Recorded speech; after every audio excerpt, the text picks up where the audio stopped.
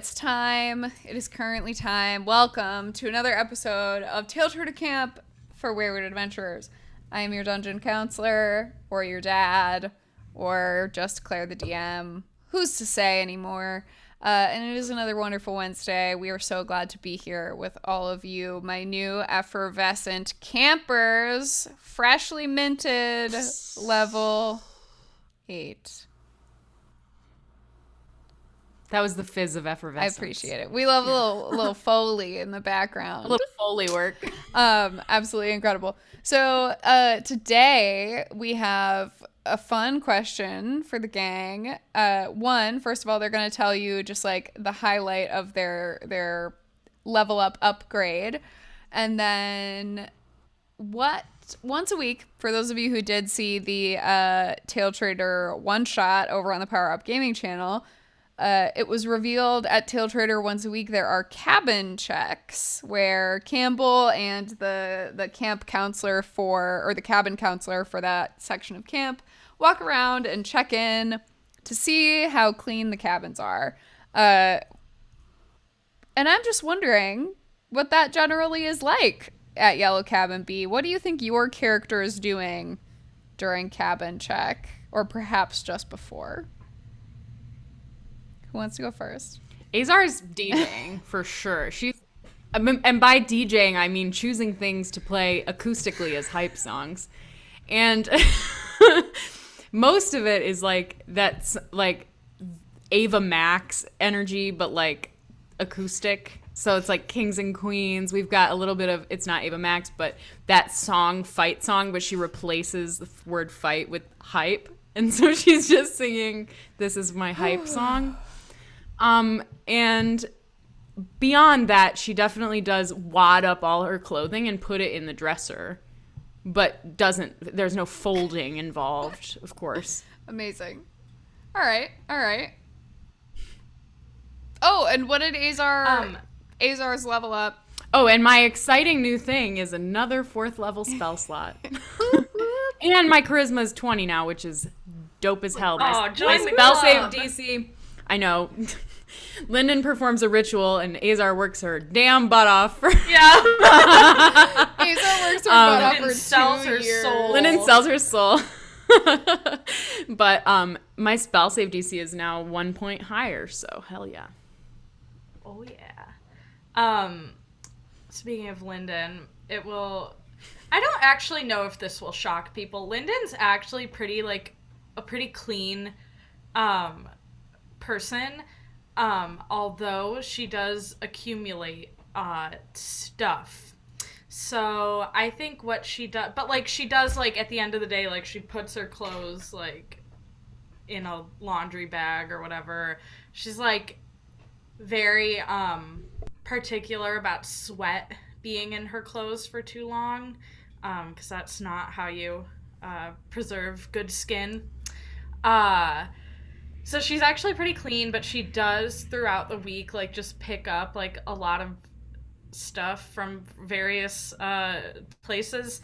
And so I think her cabin inspection routine is mostly just like throwing it all on top of her bed because it's a top bunk, with the hopes that she piles it like high enough that like no one can spy on her conspiracy board, because now a lot of people are catching on to it because she talks about it openly all the time. So yeah, she mostly does that, and she generally chugs a couple of White Claws before because she has to get rid of the evidence. This is my hype. And then she restocks. Does she eat the cans? How does she get rid of the evidence? No. She takes it out and puts it at the bottom of the pile of stuff on her bed. And then deals with it later. Window. And then refreshes her supply on the day after cabin check. It does make it sound like the drinking part is optional, though, like, which is fine. But I do think that's funny. Nah. Oh, and Lyndon took a 2nd level in Druid, so now she's level 6 fighter, level 2 Druid. And because she's a Circle of Stars Druid, that means she gets her starry forms and her she gets another spell, and she has guiding bolt now, as do every single one of my characters. Nice. It's Guiding my bolt favorite is spell. the best. So yeah, she's got a lot of shit going on from the second level. Aoife is probably like sweeping up little like crumb piles and like wiping off any like little sticky stains of snacks. Or So yet White Claw again, or whatever Aoife, is only person floating around. actually cleaning. And I Are think- we surprised?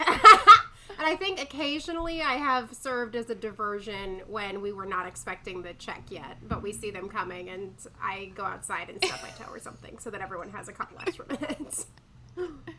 Also, I reject the idea that me throwing my unfolded clothing into the dresser is Oh, not I guess cleaning. that's true. Well, that's that's still fair. cleaning, like- That's fair. I'll give you that. Yeah, but note the only team player is Aoife. I'm being a like team waiting player. for the day that Aoife turns heel. It's like, why not? But we love her so dearly. She's Isn't very our love used worth to the it? sort of like cacophony. I Absolutely. feel like the chaos is Yeah. actually like very much the environment that Aoife grew up in with her brothers. So like For sure. that's why it makes sense in my brain. What's Buddy doing? Nice. Yeah, so I'm gonna reverse this because, you know, we turn level 8, and I think it only makes sense that Buddy celebrates what Buddy has now achieved, which is a feat called Keen Mind.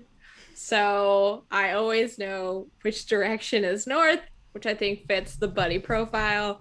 I also know the number of hours left before the next sunrise or sunset, which not typically my canon, but I still think fits the profile. And then I can accurately recall anything I've seen or heard within the past month. So now I'm like over here taking notes. You see me looking down all the time. And I say this because I think that when cabin check comes around, especially knowing how Buddy feels about Campbell, I would say that I definitely remember everything that we needed to fix from like the last cabin check, but instead of actually doing it, I'm just going to cast light on every nearby object and try to like blind Campbell from like seeing all of these things. So that includes my bed, that includes any trash, includes like anything that I can help with, like Lyndon's conspiracy board. Like we'll just Buddy blind goes him. around drawing You know, more maybe- attention to each problem area. blinding them from the problem of each area. Yeah, especially when it is Campbell. You know, if for some reason Campbell ever sent somebody else around, I'd probably offer some sort of peace offering as opposed to blinding them with light. God. I mean, Campbell does bring Penio, but Yeah, but is Penio enough to make me not want to blind Campbell? no, Penio's very passive, so. Yeah. See? That's the answer. All right. I'm also realizing I forgot to tell you guys what I did when I leveled up. I took a feat called Slasher, which I adds a point of strength, and also if I score a crit, I impose disadvantage on attack rolls to that enemy until the start of my Because next they're turn. grievously And then- wounded. Grievously wounded. And then also slashing damage, I can reduce the speed of that target by 10 feet for that turn as well. So Nice. slash, slash, slash, slash. Absolutely incredible. Yeah, so we have a bunch of stuff going on with our characters this week. Channel stuff, to just say out loud, little announcements. Those who are playing in the Sporks one-shot have been notified. I'm still waiting to either confirm or deny one last person. But we've got Vindictive Jukebox. We've got Danny Nat 20. We've got Frozen Jaybird. We've got They See Me Ronin. And we've got Zitrone. So a couple of you are in the chat right now. And one of you is on screen with me currently. I think it'll be great. I think it'll be really good. It does feel a little star-studded with some channel faves. Who really dumped in those channel points whenever they could. I did say if Ronan didn't win a spot in this one shot, he would be the least lucky person I've ever met in my life. So So, yeah. We're very excited for that. We're planning out exactly when it will be, and we're looking forward to having everybody in the chat for that and to see what happens. Yes, I can't wait to watch.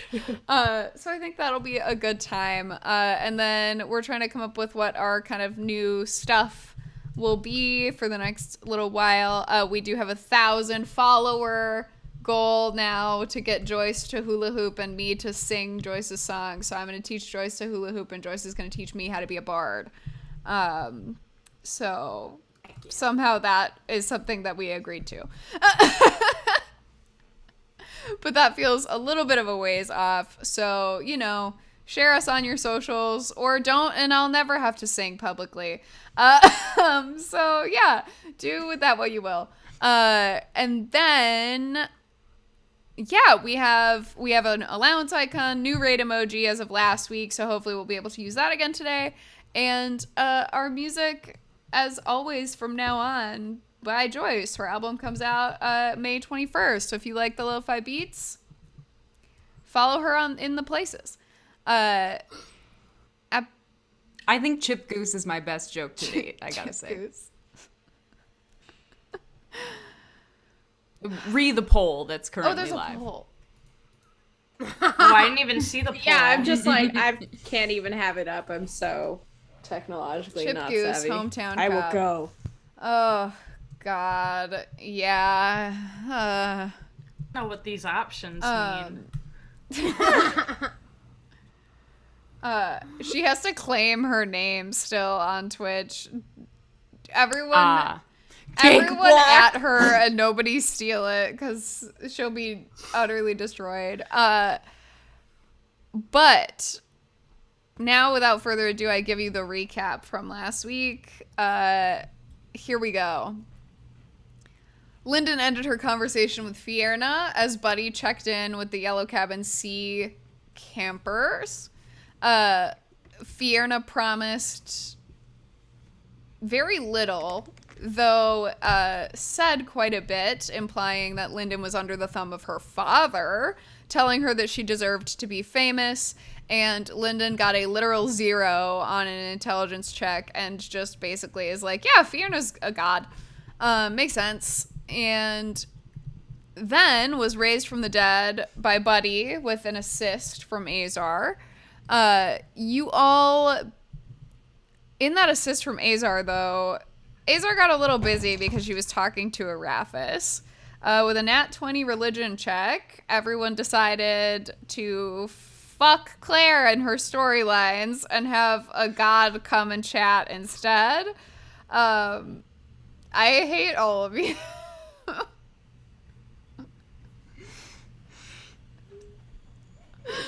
Do you want to get it out now? Should we get through it? Should we move through the No, I'm the great. sports? I'm great. I just needed to take a moment. We'll save it for next time. I'm sorry, Claire. I don't. I'm not. It's because I'm reading from something, so I can't see what you're all doing, and then I look and I see all those. And we're just laughing. Oh, I just got there. It's that thing where when I look at the Zoom, you all have to like freeze. Anyway, Lyndon is in fact risen from the dead. But as Azar talked with Arathis, she sort of learned it seems like you have to trick Fierna into destroying the book herself or drown it in the river Styx. And Arathis was, relatively unfeeling about the whole thing, just kind of straightforward, and confused as to why you killed her angels. Lyndon, rather than thanking her friends for saving her life, went outside to find her book. And everyone elected to take a long rest rather than talk about anything real that happened. So everybody went to sleep and woke up the next morning filled with nightmares as the sort of remainder of the uncursed members of Yellow Cabin B weren't quite sure exactly what to do with their pal.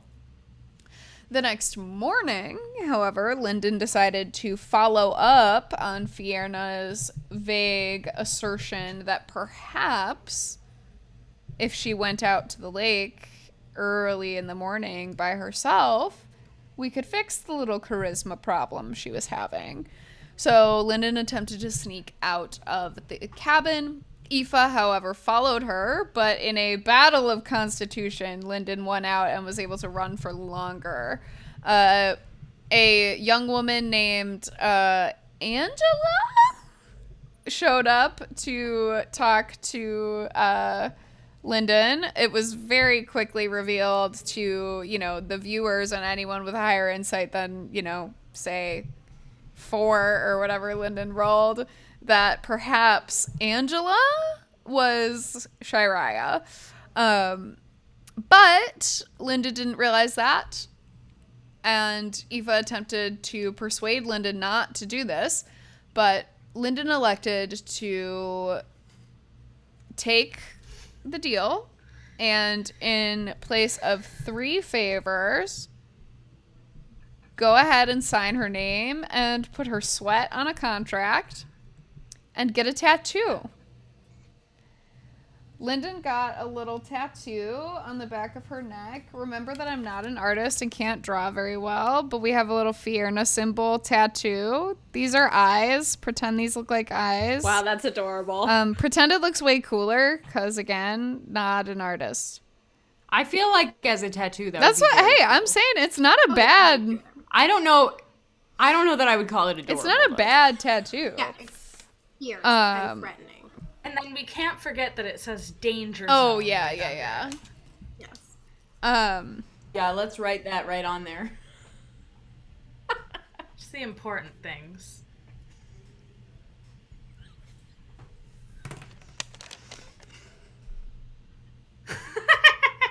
Yeah.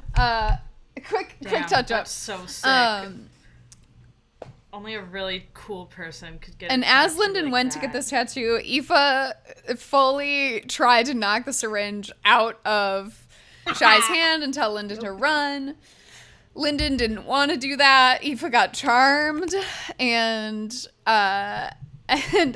even with advantage from our chat, Aoife failed the charm save. Lyndon, however, has 20 charisma now. Woo! Oh my god, our TikToks are gonna slam. Yeah. Y'all are so charismatic. Everyone leveled up. Yeah, not Azar had a brief, Oh, I just had a rolled brief that but one. Glad I got that awkward out. interaction with Nicolora about Arathis. Azar told her about what was going on, and it was like weird, and kind of she was like sad and angry, but not, and trying to be happy, and it was very complicated. Lyndon finally told the group about her time with Fierna and downloaded the information that she found out. Azar had a gross inability to recall any of the research that she had done. I prefer the word incredibly It tragic. was tragic. And and a waste of a the year. funny thing is that entire year now of my that life. Buddy has keen mind, which we just didn't know at the time, I will recall a bunch of things for you that perhaps Buddy would remember as we get into the session. Okay. Perfect. I love the headcanon that, like, as I'm reading, I'm just calling out stuff to Buddy, and Buddy's sitting there going, and then later just, like, spits it back at me. Thick as fuck. That's very cool. It's real. And yeah, you all had breakfast together. The next thing that we're going to do before we do our little sort of, I think what we'll do to kind of structure the top of this is I will remind people of the lore that you already know. And we'll say, you kind of spend the rest of that first day doing that. And then you'll have 2 days of downtime that if there's one, like, we'll allow you guys to pick, like, one thing that you maybe want to roll for or have your character do or something. And then Quag will come back, and that's where we'll start kind of our in real time again. Does that sound good? Cool. Mm-hmm. So, a rogue meteor. What? I got distracted. Statistically speaking. Nevertheless, all right, here is some stuff that you all recall via Buddy, honestly, probably at lunch the next day or the same day. Oh no, my gloves. I'm ready. I'm typing. I'm ready. Okay. Like Buddy's diary. Aww. You have learned that Fierna's charisma she is the most charismatic of the archdevils, equaled only by Asmodeus himself. She is a brilliant manipulator capable of filling mortal and immortal hearts with literally whatever emotion she wants because of how skilled she is at manipulating. She has a son called Eldritch. You've met him. He is both a Cambion and a were-tiger. He had a girlfriend, Ordinaria, who is dead. You guys killed her. She was running a werewolf pack outside of the Taletraeder grounds. Later, bitch. Excuse me, what? You have, as you read about the sort of Eldritch being a Cambion, you also learned that he is probably not her only child, and also Buddy would recall from Azar's recounting of her watching that interaction, it does sound like she at least has one other child that she knows of, a daughter. You guys read a children's book about the Nine Hells at one point, and that just kind of outlined the levels of them that you sort of already know, which you now also have a poster that has those. Fierna runs... Two, actually. Yeah. Fierna runs Phlegethos. I bought out the store. Fierna runs Phlegethos, which is the 4th circle of hell. Let me click over to a different page in my notes now. Does the River Styx run through Phlegethos? The River Styx runs all the way top to tail from Avernus all the way down to Nessus. Through the 9 circles of hell. Where the heck? Oh, locations, Claire. Locations. Phlegethos, you know, is covered in flames. The devils that live there are unaffected by this flame, but visitors may be affected. There is a complicated relationship between Fierna and her co-ruler Belial. Belial is... There are rumors that their relationship is daughter and father, wife and husband, ruler and consort, but none quite capture that relationship. None of them seem to be quite right, and they tend to change over time. They are the only circle of hell that is ruled by 2 people. And their complicated relationship is sort of blessed by Asmodeus because they are both partners and rivals. Belial focuses on the duties of ruling the lair. You know that he... Yeah, it's very weird because it's like they compete with each other. You read a ton about that, but it's also like they are constantly in an active rivalry. Like, he sets traps, she talks her way out of them. She stages insurrections, he has contingency plans on contingency plans about potential disaster. People, you know, like other devils have attempted to sort of arrange... Oh, it's like a prank war. It is kind of like a prank war. Funny how that parallels. It's kind of like a prank war. Other devils have gotten involved and like attempted to sort of overtake the entire circle. It has not worked. In times of deep, deep strife, they are able to work together. Belial is a paperwork kind of guy. Phlegethos is weirdly, it holds kind of 2 roles in the 9 Hells. It holds one city that is kind of the center of I hate that this is from a website, but a pleasure palace. But basically, it's a city where the kind of capital city of Phlegistos that Fierna has a lot of dominion over is one that is about, like, reward and desire and, you know, treating yourself and self-care and all of that stuff. Wait, are we saying Fierna Is that called? No, that is called... the leader of the pleasure palace? Yes. That is called Abramoch. Abriymoch.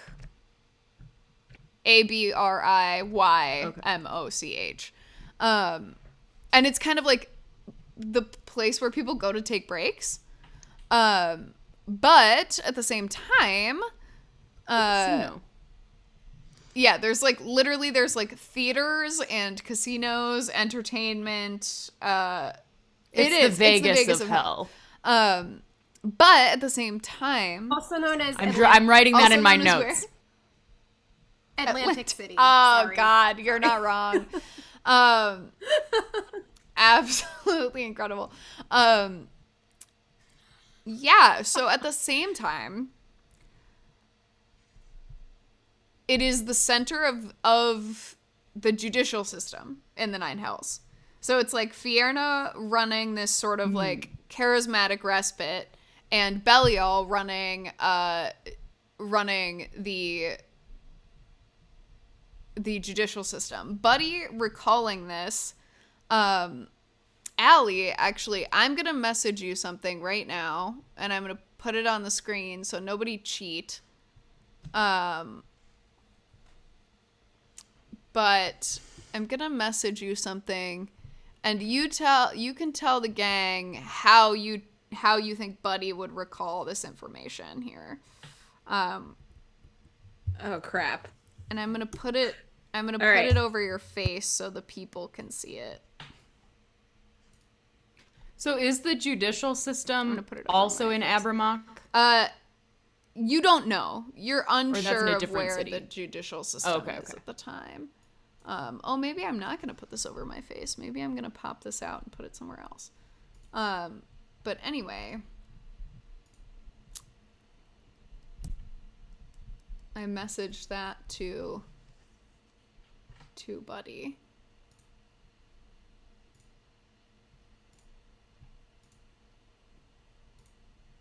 Got some spelling knowledge out of all this. Yeah, at the very least.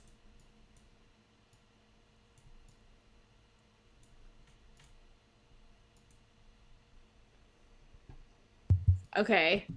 And you want me to tell you how Buddy would remembers explain that. this? And you know when Buddy remembers that? Buddy remembers that when he hears Aoife talking about the fact that Lyndon just signed a deal. Oh. Shit.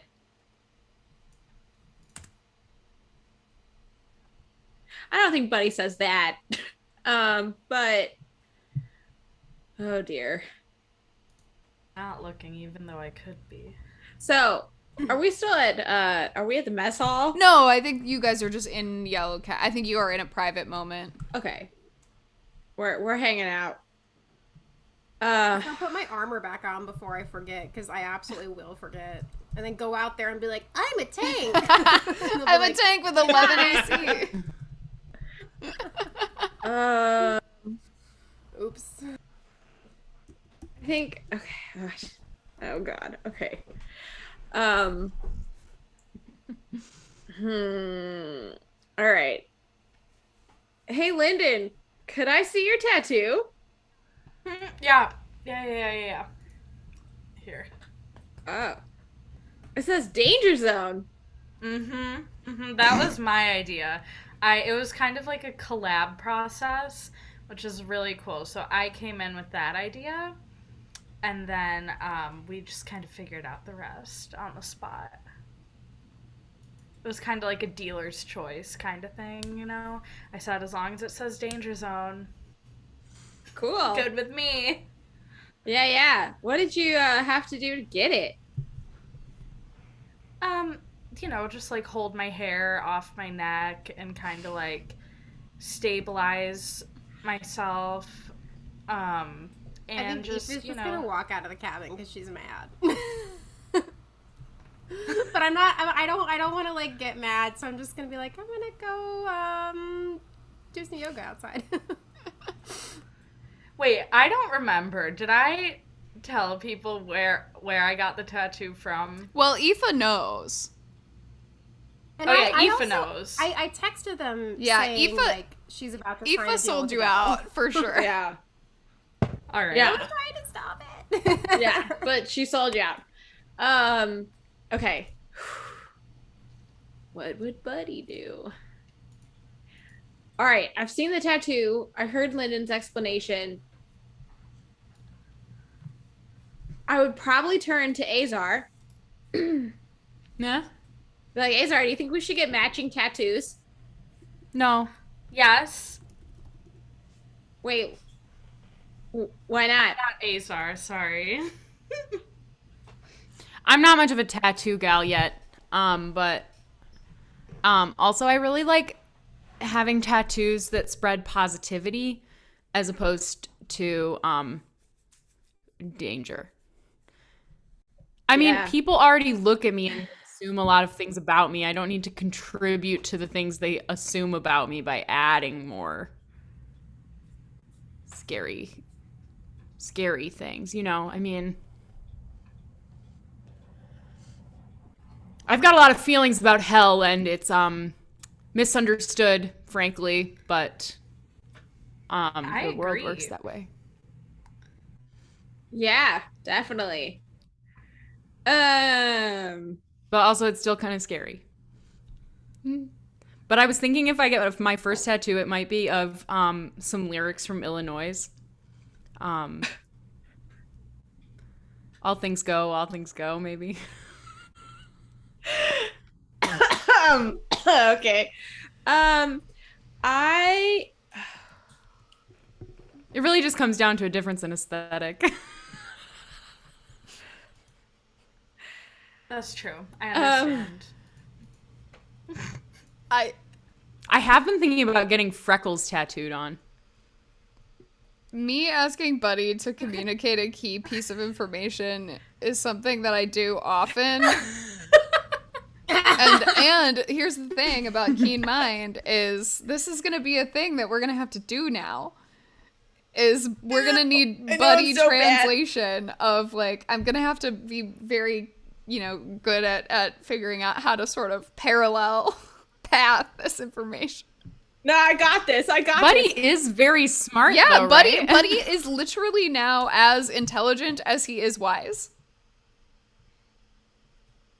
Yes, we finally made it.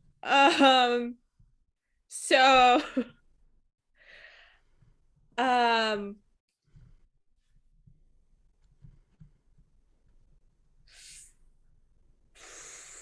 I think okay. All right. I'm now lotioning I'm doing a little treatment. Yeah, okay. Hey, Azar, you want to go check on those yellow cabin sea campers with me? I think Linda needs to take care of her tattoo in peace. Okay. Yeah, sure. Let's go. You guys go outside and see Aoife doing yoga on the front porch. Okay. I am going to say, Aoife, you should come check on Yellow Cabin Sea with us. Yeah, no, that's cool. I just, wanted to kind of reconnect to my Zen for a minute there. Yeah, I understand Let's that. For sure. Let's reconnect that Zen towards Cabin Sea. Have you ever Let's heard of go. meditative walking? Oh my goodness. You guys go. You I was guys like, go to. You guys great go to sounds. Yellow Sea. Is there? You head in. You don't head in. Nope. On the way over, I am literally going to say this word for word. I'm going to say any disputes regarding contracts, accusations of cowardice in battle or dereliction of duty, and other criminal charges are resolved in Phlegethos. In I don't think I actually got a Phlegethos. name. There we go. Phlegethos. The Diabolical Court is an independent institution answering only to Asmodeus. That fact doesn't discourage devils from constantly plotting to introduce new laws or to set precedents that they find advantageous. The court's function and its decisions are wholly dependent on the intricate laws of the nine hells and impossibly complex code, marred by a multitude of loopholes and exceptions that can cause any legal dealings to drag out for years before a resolution is reached. What? Oh, that's how that's spelled. Buddy, the In Yeah. short, Lyndon is Fierna fucks with Lyndon, and Lyndon is fucked. Okay, I'm gonna need to expound a little bit on fucks with, because we have multiple definitions of fucks with that we've established thus far. Firstly, fucks with as in very much enjoys the company of, such as Lyndon fucks with cortados. Second, fucks with as in fucks with our minds, like Rem saran wrapping us to our beds. Do you mean A or B? B. I think Okay. B. Do you think Lyndon likes Fierna? Because then it maybe would be A. Could But I be think both, B. I guess. Yeah, B. Be both. B, more B, less A. 60, 40, maybe? 70, 70-30? 30? Okay. 70, Okay, 30. okay. Yeah. I must say this is suboptimal. It is suboptimal. What are we gonna do? So this whole like 3 favor thing, it sounds bad. What if they decide it has to be 6? I don't know. Can they just decide that if there's writing? you don't think so. Is that what that thing you recited just said? Oh.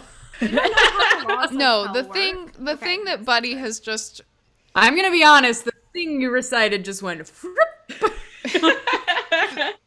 I think I got most of it, but... Purposefully so. yeah, and I think I, Corson, got most of it, but Azar got none of it.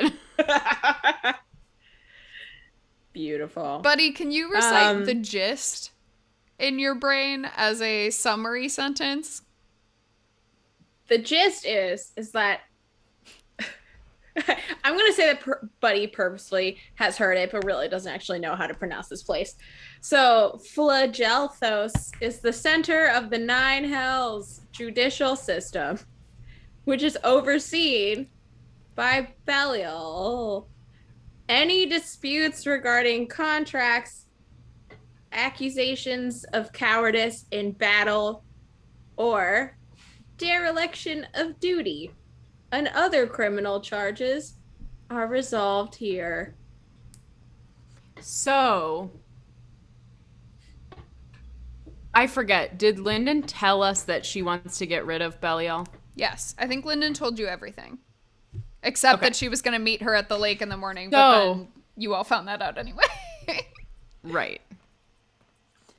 So, my takeaway from that information is that if we, for example, if those courts no longer existed, were dismantled somehow in the way that she desires, then any contracts would have no judicial, like there would be no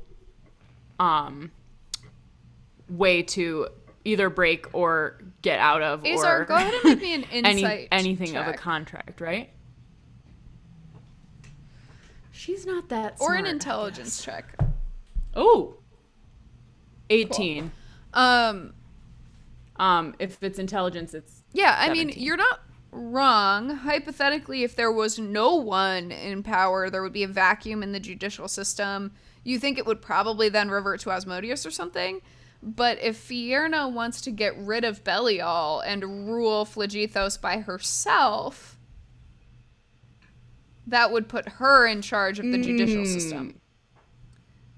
But right now, But yes, so my takeaway from that is that any contracts that were signed to benefit her no longer have any checks. correct. On that Yeah, there's no like contract, really. balance system. Like she could there. just Yeah. decide that they're like they're like, oh, actually, you've completed the duties of this contract, and it's now.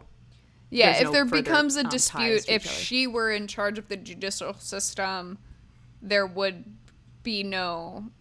She could unilaterally make whatever decision. But right she wants, now, the person who's there is that right, check. and the person is a very greasy archdevil called Belial.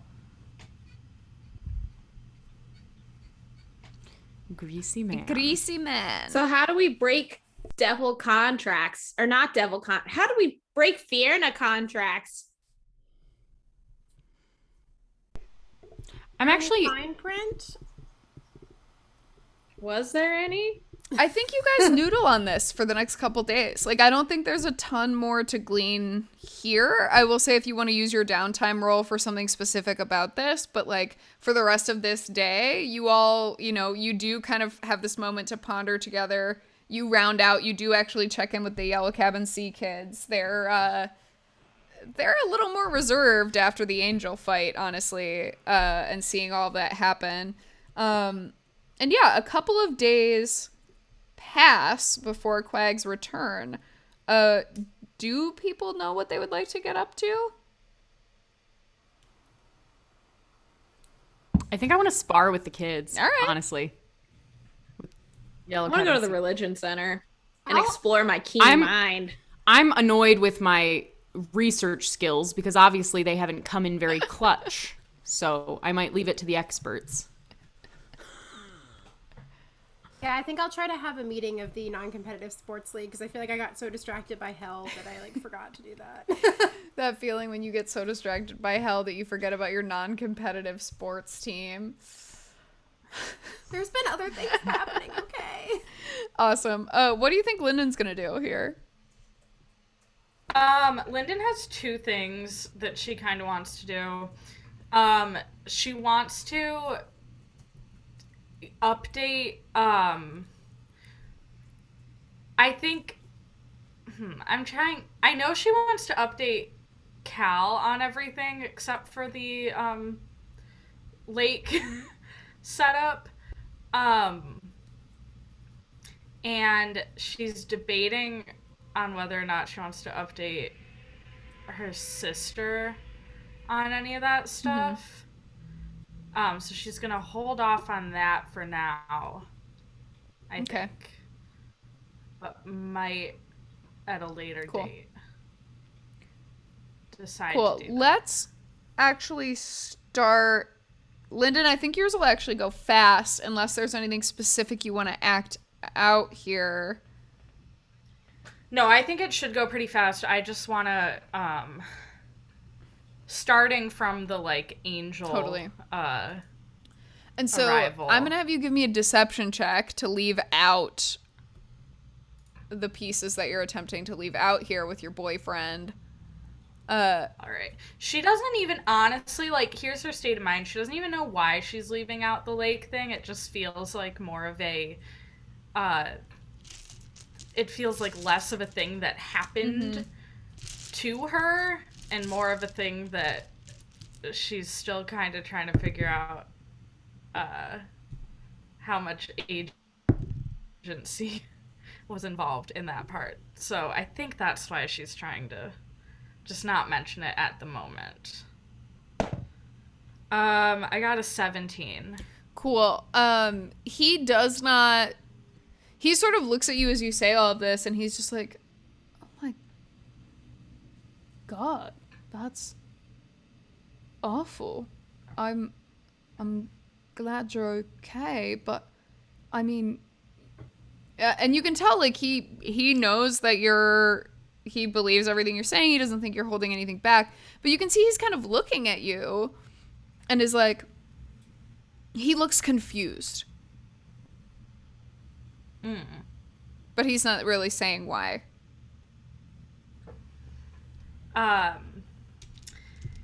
I mean, it was an experience. It was an odd experience. I actually like Fiona more than I thought I would. I hate to say that, but yeah, she's crafty. She's a crafty woman. I suspect that. She does run an entire circle of hell. Yeah. There were some thrones down there, and I thought maybe one day she wants me to have one of them, but then it was covered in grease by, I thought it was her greasy son, so I kind of, That guy sucks. we both dislike her son. Well, you seem good.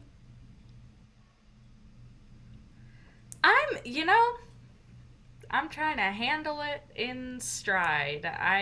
Being brought down to 1 hit point max will humble a girl, and I'm just trying to roll with it. You're Okay.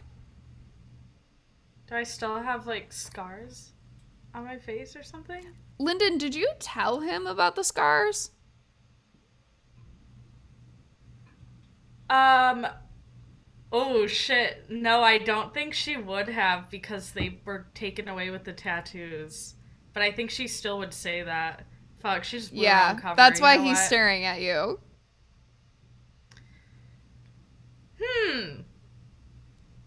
What? You seem a bit shinier. You look good. Thank you. Might have been like a heat treatment, sweat out the toxins, that kind of thing. Well, you just let me know if you need to I'm sweat trying to out play any it more cool. toxins, alright? All right, will do. Oh. Will do. And then, Lyndon's impulse control is so low. Here's the thing. She would probably show him the tattoo. She'd probably be like, by the way, look at this little piece. Don't place your bets on Lyndon's impulse control. Oh, Lord. Oh. That's a, where'd you get that? Danger zone. You got it in the danger zone? Mm-hmm. Is the danger zone with Fiona? No, Fiona did not give this Make to me a deception check with disadvantage.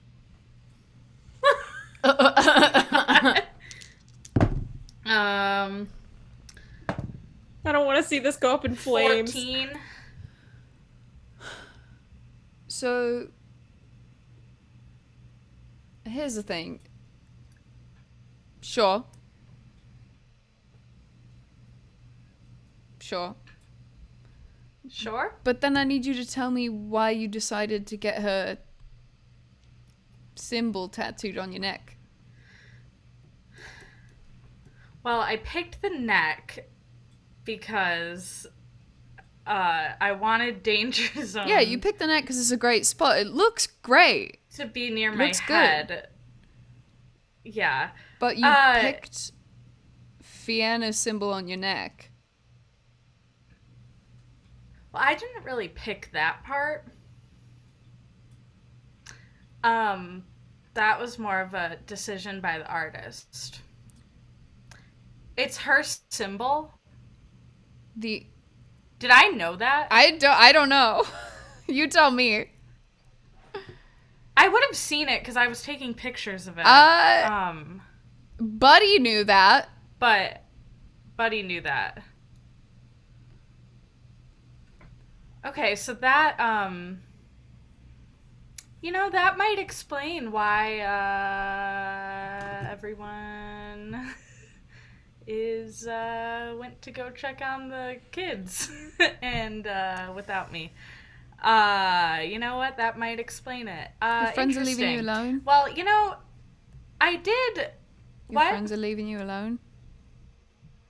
Oh, I was doing some deep tissue treatment. Got to keep these things supple while they're in the gestating period. But no, only this once. Only like yesterday. It was kind of weird, but yeah. So you know what? I'm not gonna. You know what? I'm just gonna come out and say it. You know what? I've had like 4 cups of Java here. Yeah, like it might have been. Like, they just said I had to, like, get it. Who's they?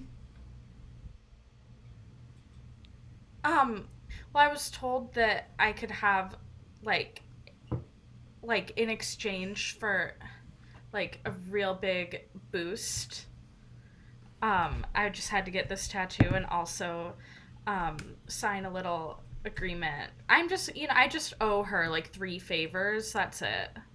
Maybe a persuasion check. I don't. By gestation, I meant the tattoo's gestation. The ink. The ink is in a new environment. I gotta be honest with you. I had no idea. That's what I had to talk to Katie about. Lyndon before this. is not smart. It's a persuasion check. Oh. No, I'm talking about for the gestation. The gestation period. Wait, your private FaceTime was about the gestation? No, that was my joke. That's what was I that thought. our private FaceTime at the beginning of this was that something's gonna grow out of the back of Lyndon's neck. That is not true. It's actually For those wondering, Katie and I stepped off the Zoom to have a private FaceTime about something else related to her character before we started today. Yeah, it hasn't come up yet though. Don't worry. You'll know. I got an 18 on the persuasion. Awesome. Yeah, I mean, Cal looks at you. Go ahead and make me an insight check. Insight 15. He's in that way where Cal's not a chatty guy and he's not overly expressive, right? So you see him sort of stand up straighter, which you recognize as like he stands up straighter and he like touches your like the soft part of your like waist, and you can tell like he's worried for you, but he believes you. Like he's on board with this because of how convinced you are that it's a good idea. Like you have him on your team in this moment. It doesn't seem like he's conniving a plan to do anything to manipulate the situation or change anything. It genuinely seems like he's lightly concerned, but you seem to be sure that it's a good idea. And honestly, Cal's not that smart, so yeah. Just like I'm kind of keeping this on a need to know basis right now. So yeah, it's like pretty much just between us and my friends. So that like I'm still working through some things. There's a lot of different reactions going on to what I've been telling people, so I'm just trying to keep it like to my inner circle right now. But thank you for not like getting freaked out. you know me, always freaking out. Well, yeah. Yeah. All right. Well, You did calmly stab me once. it was to save your life, but I'll do it again if it comes to it. But for now, I think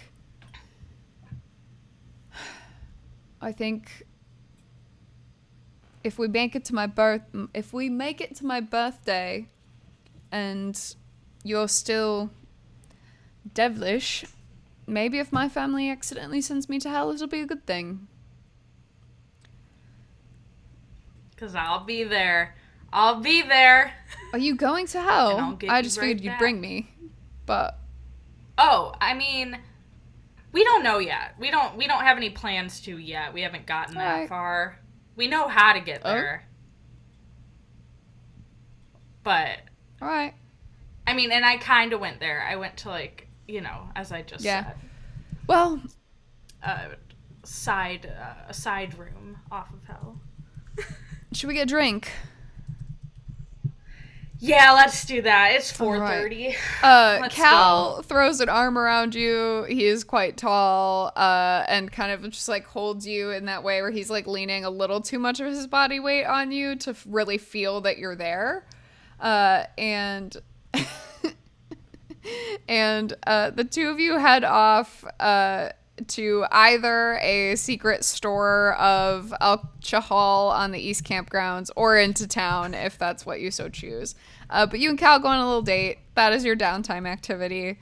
It is honestly delightful. Lyndon spends most of the time talking, and Cal spends most of the time listening, which is the gist of their vibe.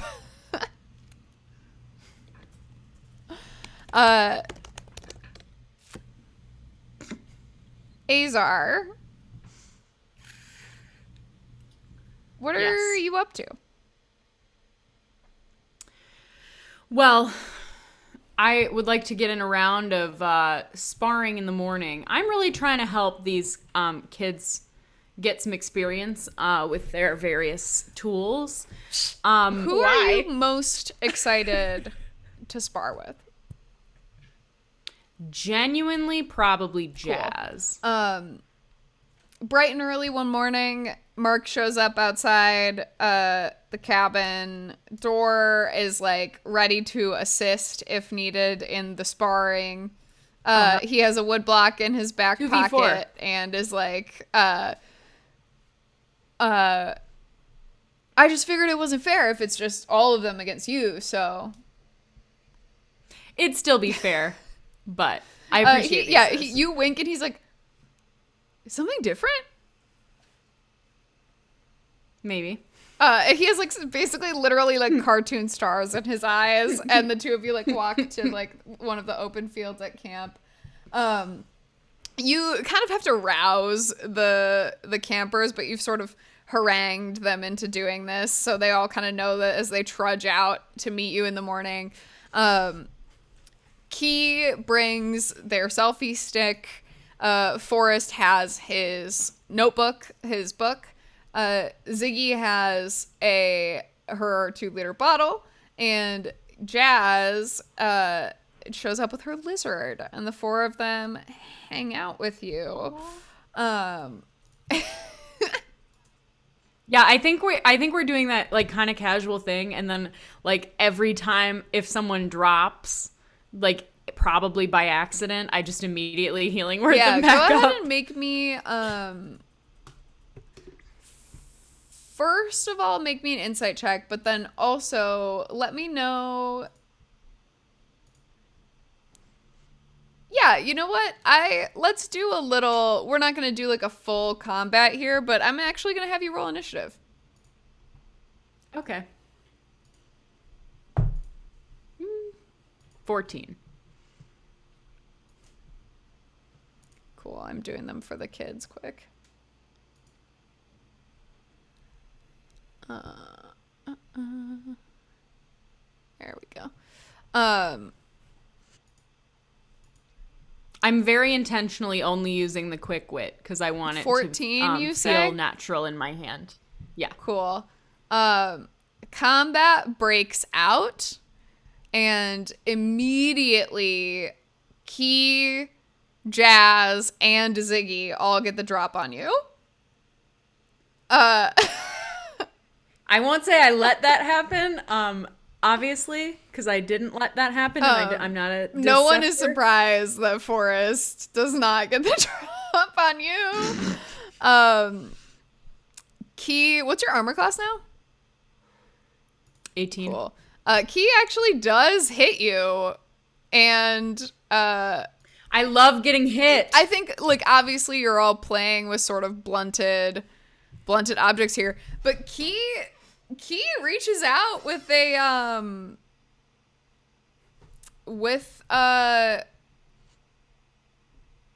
with their selfie stick, does 10 points of damage to you, and then hits you twice with flurry of blows and does another 10 points of damage to you.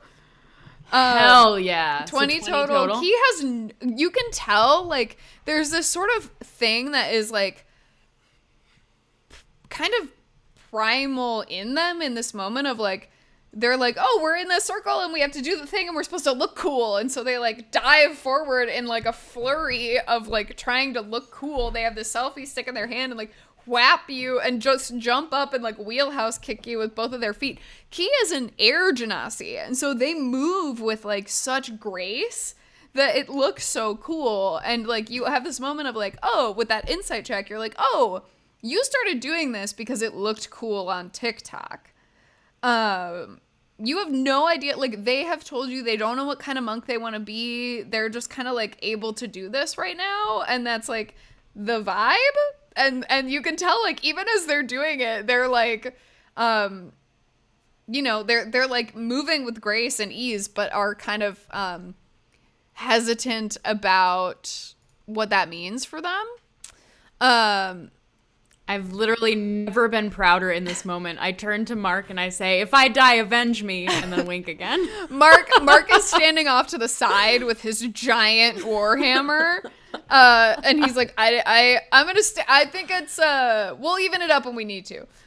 Mark's got a little, like, cheer, yeah, like, I'm just foam saying. finger on. Jazz jumps in next. She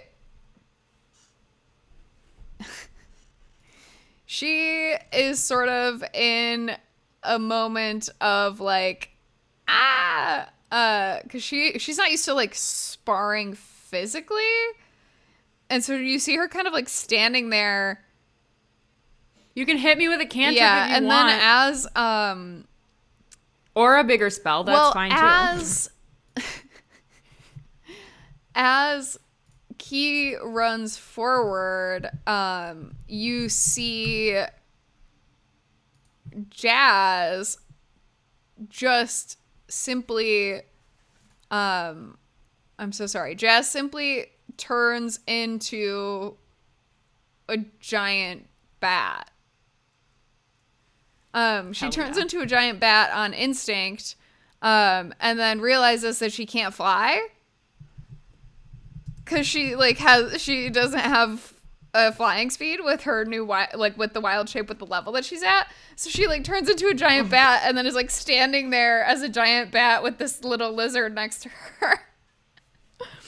Like, waddling on her little bat feet. And so she's just kind of, like, she's, like, there, and she's like, oh, God. Because, you know, sometimes when you spar with people and they're learning, that's what happens.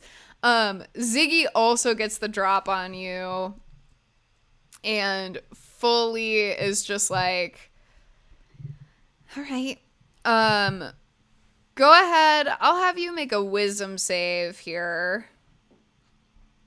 Hell yeah. 18. Yeah, so that doesn't work, obviously. Ziggy burns a spell slot. You can tell, she actually, like, you can tell she was trying to make you laugh. Well, that's and funny. then she looks at Jazz and she's like, oh my God, get it together. Get up. Come on. You can't just sit on the ground like a bat.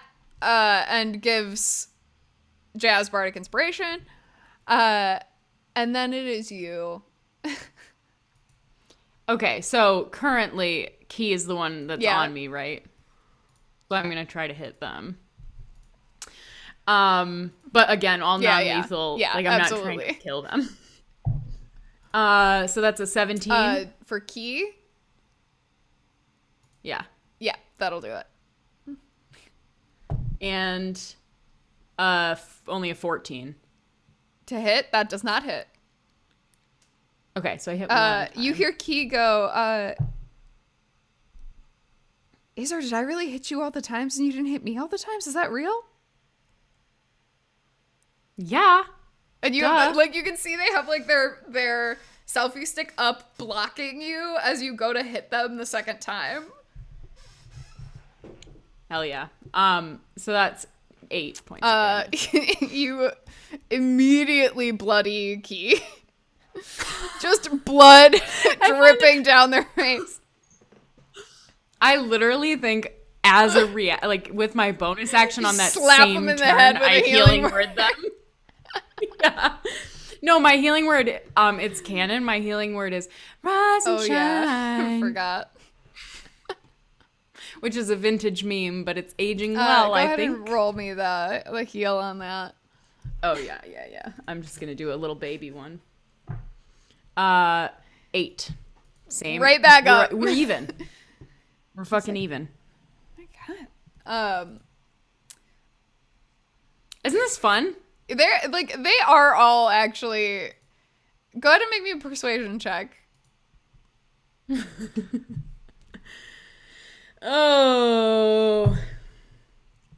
26. Yeah, everybody's pretty on board here.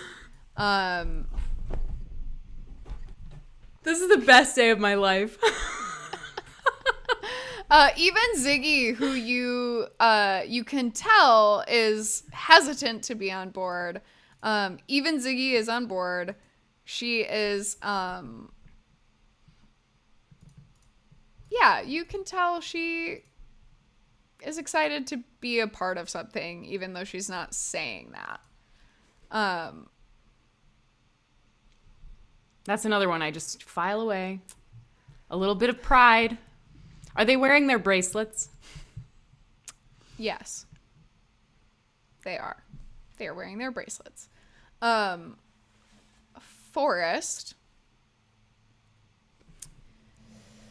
Oh, Forest. Forest, following up all of this chaos, is immediately stressed. And Azar, go ahead and make me an intelligence saving throw. Okay.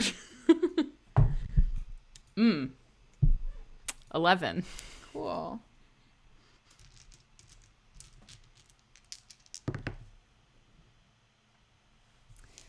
Thank you, Danny. You take 9 points of damage. Yeah. Forrest just starts walking in the other direction. I'm 1 point away from But being here's bloody. the thing. You cannot take a reaction until the end of your next turn. On your next turn, you must choose if you get to move, if you get to take an action, or if you get to take a bonus action. You only get to do one of those 3. Hell yeah. You've been Tasha's mind whipped as Forrest starts to like back away, kind of confused and upset. Not upset, but like confused and frazzled. This continues on. We won't like go through every round of combat with them, but you do get a sense with that 15 insight as well. Forrest has leveled up since the beginning of camp. The others have not. Forrest did almost die, and Forrest was already, as you might remember, ahead of them. Yeah. So Forrest is, as you chat with Forrest afterwards, you realize this kid is so much smarter than any of the rest of you. Like, truly as smart as you are charming. Does he want to be on a research mission? Heh. Make me one more insight check directed at Forrest. 12.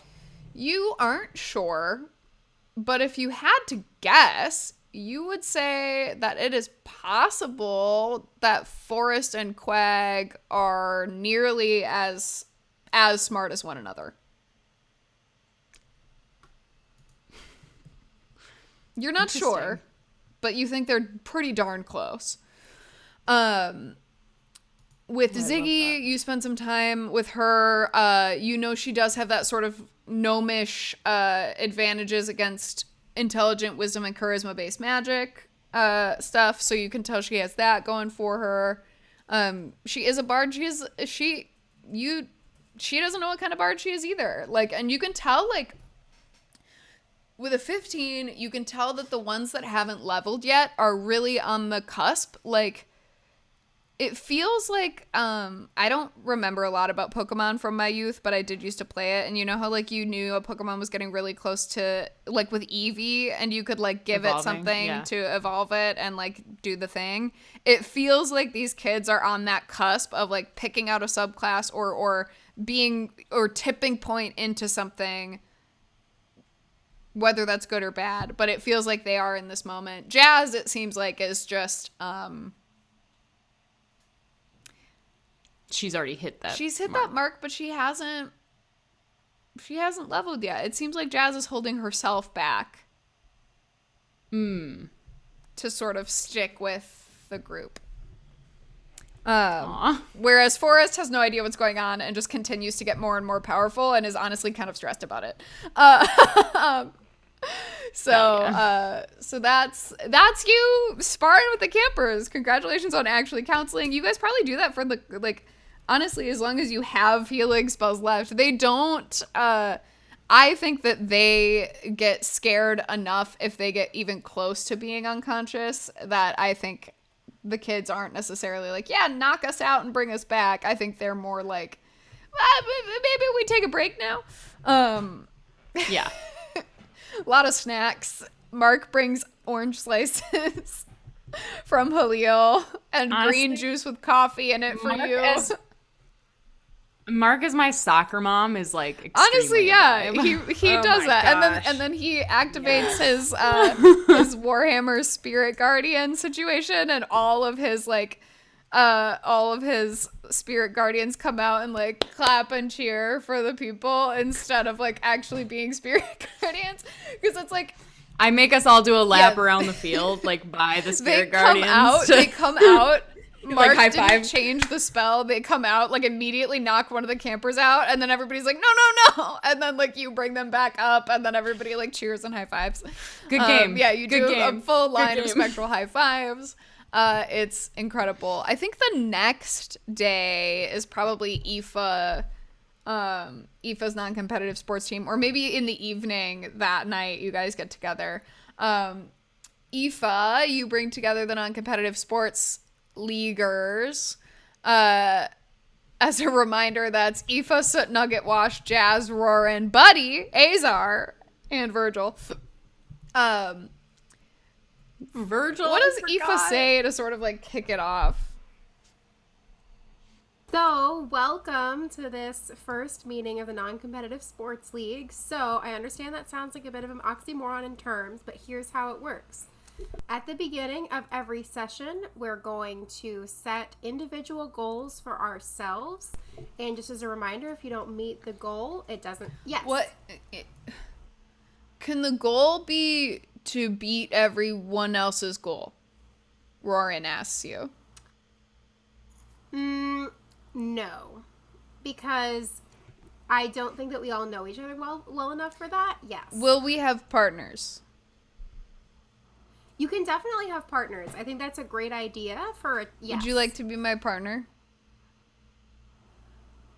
You know, I think I need to just keep an eye on everyone since this is a first meeting. Okay. But maybe in the future. I'll be partner, Ronan. Okay. Okay, cool. Thanks, Azar. And he kind of sits. So, so we're going to set individual goals that we want to accomplish. So there's a couple different things we can do. We can lift some heavy rocks a certain number of times. So I'll demonstrate the heavy rocks that I will have gathered for this. We can run a certain number of shuttles in a set amount of time. We can work on flexibility. But let's just start by going around and saying, what's our individual goal that we want to meet today? And we'll just meet for half an hour today. So what do you want to work on today? What would you like to accomplish? Azar, would you like to start? Yeah, I'd really like to incorporate some elements of dance into my showcase today. So I'm really going to work on being both live and demonstrating athletic prowess, which I don't have. Amazing. That's great. Everyone has some sort of athletic ability. This is all about individual accomplishment. That's why it's non-competitive. Yeah, does it need to be a SMART goal? Does it need to be measurable, or can I just say I'd like to do this and then? So it would ideally be measurable. Thank you for bringing that up. Okay, so I'm gonna say if I can do a flip, also make a dent in this, like break off a tree branch. That's gonna be my measurable thing. So I'd like to do a flip, and as I flip, and then it breaks off the tree branch. I love it. Soot Nugget and Wash convey to you. Really, Wash tells you that Soot Nugget and Wash have elected to. Wash is like, we would like to do a communal activity. Our goal is together, but not competitive still. We are going to, and Soot is already like moving around, like really energetic, and Nugget's standing there next to Wash, like, and Wash is like, we're going to make a pyramid. We're going to make 3 pyramids, each time with a different one of us on top. And Nugget kind of is like, and you see the 3 of them kind of, I was going to say bramble off. I don't think that's an appropriate, like, ramble off, scatter, but together. Yeah. Bumble? Amble. There we go. Ramble. And they sort of start, immediately Nugget is like, I'm never going to be on, he doesn't say this because he doesn't say anything, but he's like, I'm never going to be on the top of this pyramid, and immediately just anchor on the ground. Nugget is me as a cheerleader. Buddy, what would you like to work on during this time of self-improvement? Well, I'm still trying to wrap my head around what it means to have a non-competitive sports league. So I think my exercise will be in my mind. And as I measure that, I would say that if I come to the conclusion of what it means to be a non-competitive sports league, I will have achieved a measurable goal. Amazing. I am so excited to hear what you come up with in the next half an hour. Virgil, I'm gonna sit over there. a very small blue camper with little furry ears and a little furry tail out of the back of their like little pocket in their pants, comes up to you, Buddy, and sits down and goes, do you think we could talk about what it means to be in a non-competitive sports league? Because I like that goal, and I also want to know. Good Lord, I missed Virgil. I forgot I stand Virgil. Virgil the furry. I think Buddy's just like, of course, Virgil. Come sit. So Buddy and Virgil sit down for the non-competitive sports league to chat. Oh my god. Jazz is left by herself. Roran is with Azar trying to flip. But Jazz and Aoife are left together. Jazz kind of looks at you, Aoife, and is like, so what's your goal? So I'm going to try to lift this heavy rock, let's say 20 times. Over my head and then all the way down again. Wow, that's such a good goal. Cool. What would you like to work on? I'm thinking I might be a lizard and then carry my other lizard around for a mile. That's super cool. Jazz turns into a giant lizard. Her regular size lizard crawls on her back, and they just start walking off in another direction. I love it so much. Yeah, I was gonna make you do a roll here, but I think that went great. Go ahead and make a strength check, and we'll see if Aoife does. Azar, go ahead and give me an acrobatics check. Buddy, go ahead and give me an intelligence check. Oh, damn. You can actually, Buddy, you can have advantage because Virgil's helping you. Yes. Nice. All right, I got a 22 on my strength check. Aoife, you... I got a 16. Azar, you do the flips, but the branch doesn't quite break as you do the flips. So you can, like, do the flip and then break the branch, or break the branch and then flip on the ground. Aoife, you lift... Being completely straight with you, I don't think I could break the branch either way. Aoife, you you lift the rock 20 times, and then you're like, I could do a couple more, and you do 22 reps with the big heavy rock. Nice. Buddy, what'd you get? I got a 21. Yeah. Keen mind. Buddy, you recall the definition of a non-competitive sports league, and by the end of the designated time, you do begin to realize that it is about physical activity and non-competitive sports. And at the end of the session, you have meted your goal by realizing that you did it wrong. But we did it together. Virgil and high fives you. And I high five Virgil and request that he report our results to Aoife. Virgil walks back to Aoife and goes, I'm sorry that we didn't do a physical activity. We'll do one next time. We know now. It's cool. You guys set yourself a challenge and you accomplished it. Thank you. I'm high-fiving in the background. Oh, gosh. Yeah, it's great. So Nugget and Wash do make the pyramid, and as the half hour is closing in, Wash really tries to get Nugget to get on top of the pyramid, and it really doesn't go well, but you see even Nugget crack a little bit of just the smallest smile as he just stumbles to the ground through Soot and Wash trying to hold him up. And yeah. The non-competitive sports league goes great. Aoife, make me a perception check. Uh-oh. Oh, that's a 10. Not so You feel like even things with Roran, while a little weird, aren't that bad. Okay. Buddy. You spent the day in the religion center. Well, with the break for, I guess, competitive sports league or non-competitive sports league. Well, canonically, it was only a half hour, so I think you're allotted. Yeah, good point. I'll allow it. Contemplation felt longer. What do you think Buddy's thinking about?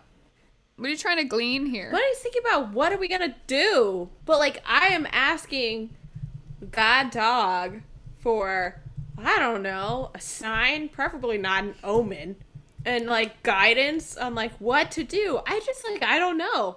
Like, I think Buddy's feeling like all this knowledge is just like rushing back into his noggin, and he's just like, oh my gosh, Lyndon is so screwed. Like, what are we gonna do? And so, of course, in these contemplative moments, we turn to God Dog. So that's why I'm in the religion center.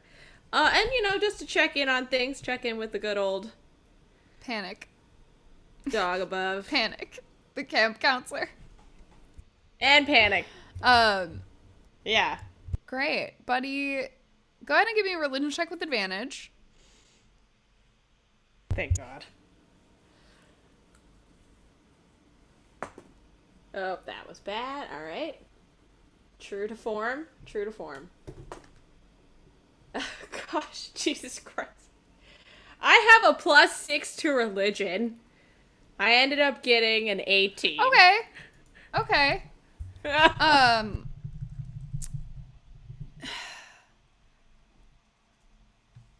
Hit me with a specific question you think Buddy has. Can the contract between Fierna and Lyndon be broken? Okay. With an 18 religion check, with God Dog.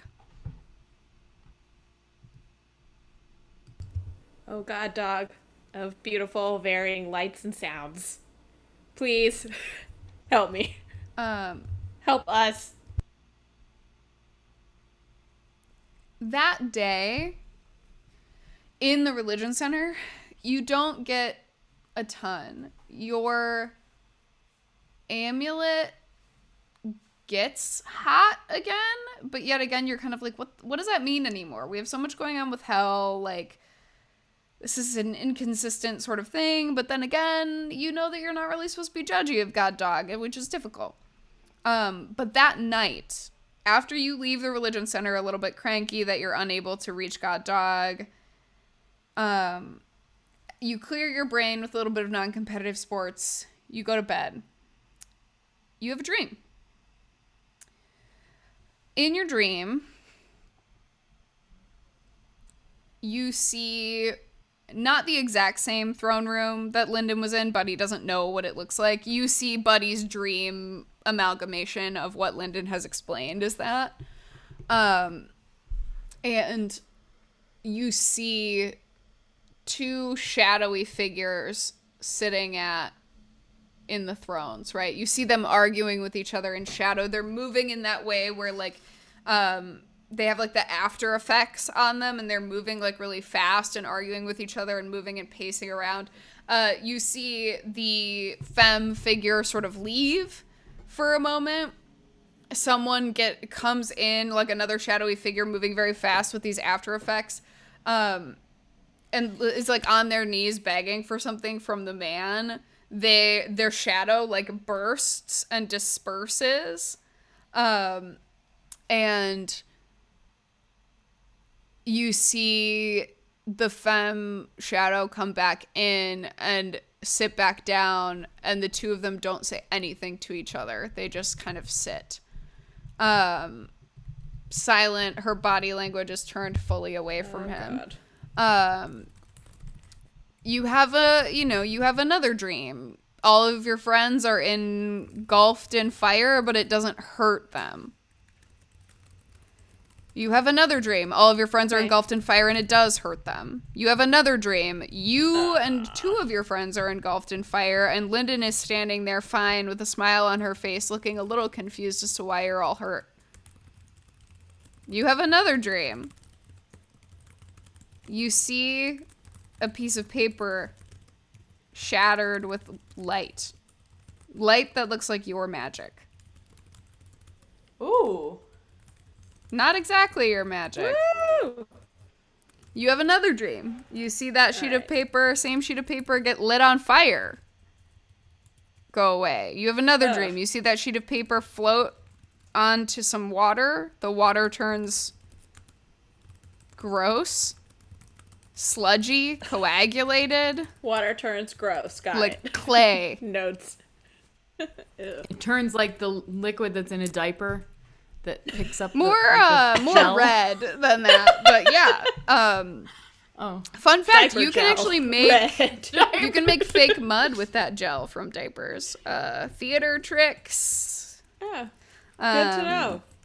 I'm gonna also. I put love that in the diaper notes. gel. When is there liquid in diapers? It's like gel. It turns liquid when it gets wet. It's the absorbing stuff.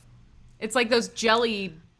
Jelly. Anyway, Wow, can you tell I haven't seen a You have a diaper series since of- one was on my very own you have body. a series of dreams that say different things about it. You wake up in a cold sweat, and you think there are ways, but they're dangerous.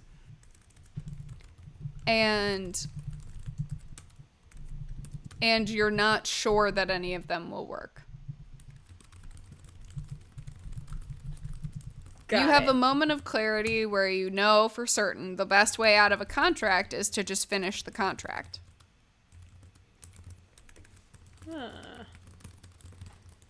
Buddy wakes up in a cold sweat. Everybody else is asleep. Lyndon, you wake up the next morning getting ready for your run. You go for a run. You run around with Roran. As you get back, you see sitting on the patio chair, his hair in a bun, fresh haircut, Quag, asleep in the chair. He took On the your time porch. to go get a haircut? Oh my god. And that's Weird. where we're going to take That's how a I'm gonna quick wake bio everyone break up. here. I know we're a little late on our bio break, but we're going to take a quick bio break. And we'll be back in about 5 minutes or so, gang. can't say I thought of Quag having hair. What? Oh my god. Okay, I'm gonna missed drop me. the images that I have for Quag in the Taletraeder Discord right now. So Please do, and then I'll drop the sim I made of him. What do you mean, and we'll see how Quag he be got bald? why would The Quag saddest be thing is bald? the sim was totally based on in my brain on my friend Riley, which is like the least flattering. The sim in my head was based on Gleer, but I young. love Quag. It's so funny because for the first half of this campaign, he was a romantic interest. Not Yes. for us. Not for us. I love Miss the him. days. You guys are mean. Miss the days. No, it's just we love me. him as well. It's We just love him me. as well. Oh yeah, he I definitely did has not hair. envision he was Because bald. he's not. I will say. Oops. And then this is like an older version of him. Okay, they're in the Taletraeder talking Taletraeder. Oh, definitely not bald. Oh, the second one I'm is a telling daddy. you, I don't know what to tell you all. He might be maybe wearing a duster or not, but This He's definitely wearing picture- a bathrobe. this picture is not flattering. No! it's the it's energy. not cute. All right, But that goodbye. is it. We'll see. That is We'll it. see Oh, you I all in forgot. 5 minutes. We're back live just in time to say goodbye to Zitrone because he has to do work stuff. Work. Bye. You can catch up eventually, Jeff. We support you. Gotta do work even when it's 9 p.m. on a Wednesday, even when it's a bummer. Amazing. All right, gang. Well, we're back. We did a bit of a lore redump, a reminder for our viewers and our players what they've learned about Hell, and a bunch of downtime activities. So we come back to Lyndon getting back from her run to a sleepy boy on the porch. I'm gonna let him sleep for now. And I'm gonna go inside. And I'm gonna stand in the center of the room and I'm gonna say, Quag got a haircut, you guys. Quag got a haircut and he's on our porch. Good morning. Is it good or is it bad? Is it the haircut in that It is second not. image? Is it like kind of It's a not. spiky? It's not. Okay. It's just you can tell. It's like, just a cleaner. The ends don't look his quite hair as looks scraggly. cleaner, and he Yeah. looks like he is. It looks like how you might look if you were going to try to demonstrate to a mentor of yours that you are a trustworthy individual worth investing in. Oh, like, so you're going Okay, on wait. Shark Tank. But like, let's be real. If Linda didn't come through into the room and be like, Quag got a haircut, would I have actually thought that Quag got a haircut? But he's perceptive. Yes. And even passively So you probably would have had the thought. I don't know that you would have been like caring about it, but Okay, that tracks. but like yeah, you would. It's noticeable. It's like he got like a couple inches off of his length. But yeah, Quag's on your porch. He's asleep. My precious boy, Hoot is there with the little Italian coffee maker in their claws. I feel like this is a good time to admit that when we were choosing our level up features, if you will, one of mine was to allow myself to have Mage Hand, and I just thought, man, wouldn't it be so great if I could just show up Quag so hard? And I waffled. I was like, Keen Mine or show up Buddy Quag. is truly in more rivalries with people that don't know about the rivalries than anyone I've ever met. That's true. That's so true. I love it. I feel like it's filled in my notes. Here's a question, a meta question, Yeah. just for a second. How many subs do we need to get a hell yeah buddy emote? I will check that while you guys talk to each other about Quag being on Just your curious. porch. Anyway. I don't even know if anyone else is awake, so I could have just been saying that to a room full I of think sleeping. Aoife's probably up for sure. I'm up. All right. I'm definitely gotta not look at up this. yet. I was gonna say I don't think so. Should I wake everyone But up? if you're It's talking, I'll kind stir. of fun. It's like he looks like he just got back from like prep school. Yeah, he absolutely is wearing like dress robes that have like the sigil of the wizarding school on them still. The answer to your question is, unfortunately, Twitch affiliates can only have 5 standard emotes, but we do have 2 more slots Oh my for God. bit emotes. So like we have a 5-bit, Okay. 5K bit emote and a 10K bit emote option. So potentially we could make emotes for that. But yeah, unfortunately, That's trash. yeah, about unfortunately the... affiliates. Yeah. So if we want to, Oh wait, shift one. if I make a hell yeah buddy emote on my channel, and then you can just go and redeem the point reward to unlock the channel emote. I'm just kidding. We're going It's real like, deep. how with this. many levels? He's like, wait, deeper? huh? But You could just make one and put it in the Discord, and we'll Yeah, know that's it's true. There. Yeah. I wish Or we could you can send also e- find what Quag looks like. oh my I wish god, we could send. we also can images in we can Twitch always chat. swap out one if one doesn't feel like it's doing as well or something. So we could have rotating emotes at any point in time as well. Or we could make partner.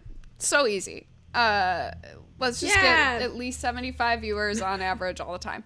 Anyway, I'm sure everybody's really enjoying hearing us. What did I say before? Bramble on. It was a channel input decision. We do want to hear your feelings about emotes, and if there's ones that you want or ones that you, oh my god, like these foolish sons of mine. All right, gang, there's a boy on your porch in some wizarding robes, and he's there.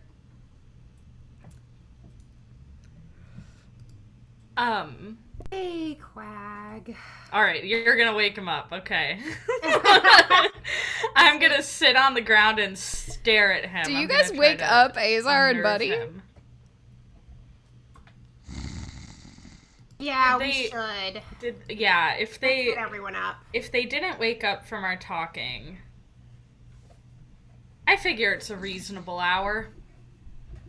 What is it, like 6:30? I know when the next butt sunset crack People People will wake be. up at 6:30. That's insane. It's like 7. Let's say it's 7. Okay, fine. Rise and shine. I borrow your line, Azar.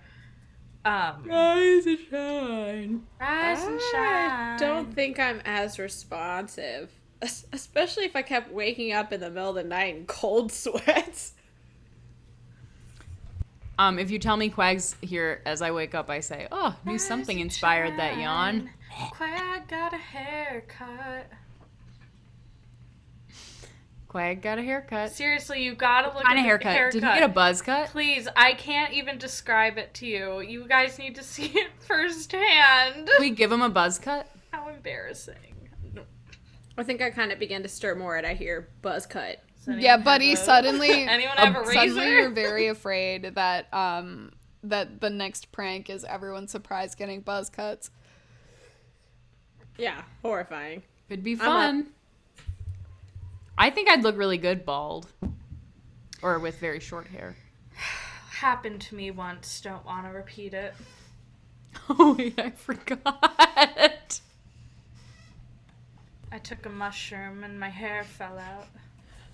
It was quite traumatizing. That's for the notes. I absolutely forgot that happened. Yeah, absolutely. Same here. Yeah, all right. I'm up and moving. I think I'm gonna go outside. I don't know where Quag is in relation to our front Literally cabin on door, the but in a Adirondack chair sleeping. I'm Okay. sitting down on the ground. Or no, I'm on like Staring at one of the him. steps. I'm like lounging. I'm lounging on one of the steps. lounging. Quag. Hey, Quag. Quag. Morning, Quag. Quag. What up? Hey guys. Nice haircut. Oh, thank you. I have I got it. I have it. The haircut?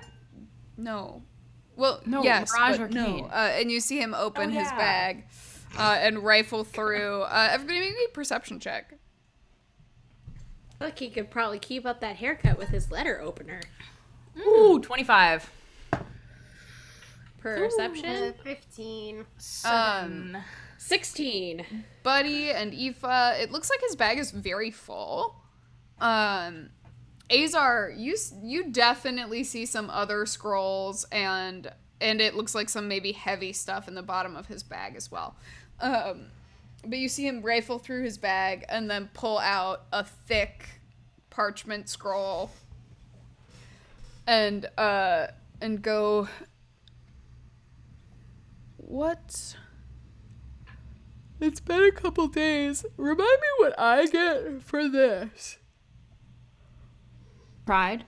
Our love eternal and gratitude? appreciation. Your letter opener back. I'll do a personal training session with you. He just stares at Buddy. You took my letter opener. I think Buddy's just gonna go walk inside the cabin. I will say, Quag, you were on the phone for part of this. We did have kind of a situation. And I, for one, did not rectify it by cleaning a single thing. So we might have something to, a force to reckon with back in the lab. You just see him look at you all and look at the scroll. I did say we. And then tuck the scroll back into his bag, shut his bag, fasten his bag shut with all of the multiple options for bag closing that are on the bag. Stand up real slow. He's quite tall as well. Kind of slouch over. Dust off the new robes. Put a hand up. Hoot comes and lands on his shoulder. He reaches into the robe and pulls out an empty mug. Hoot fills the mug. He mage hands it up. He puts his hands together.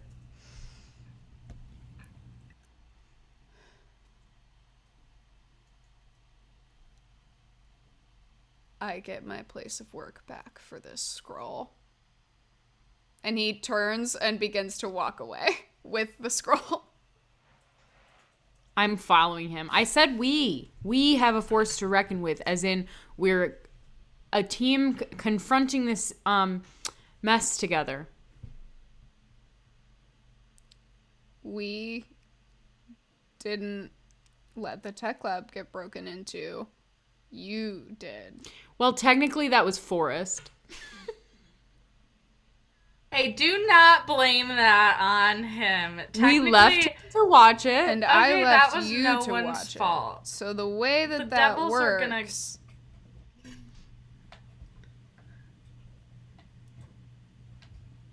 gonna- Here's the thing. Wait, how what Is works? The devils would have come no matter who was there, right? I don't know. It seems as though some of us have different relationships with them than others. Oh yeah, speaking That's of, check out perceptive. Lyndon's tattoo. Oh my god, Buddy. Buddy.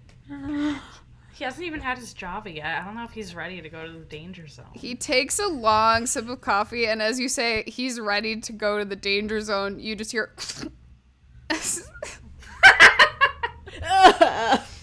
Maybe dump that one out and get another cup. I don't want to go to the danger zone with you, Lyndon. Well, it's not just you It's and a Lyndon. scary place. What have you done? Check it out. All in here. Do you show him your neck? No. All right. I just stand there. I make no indication as to where the tattoo is. Oh, I do. Quag sighs and just goes, great, so nothing has changed. You can find me when the tech lab is cleaned up. And I'll even let you keep the weapons. Should we do that now? Oh God, I'm so racked. You with tell guilt. me, when do you need the scroll? Aoife, what do we do? We should go clean it up now. All right.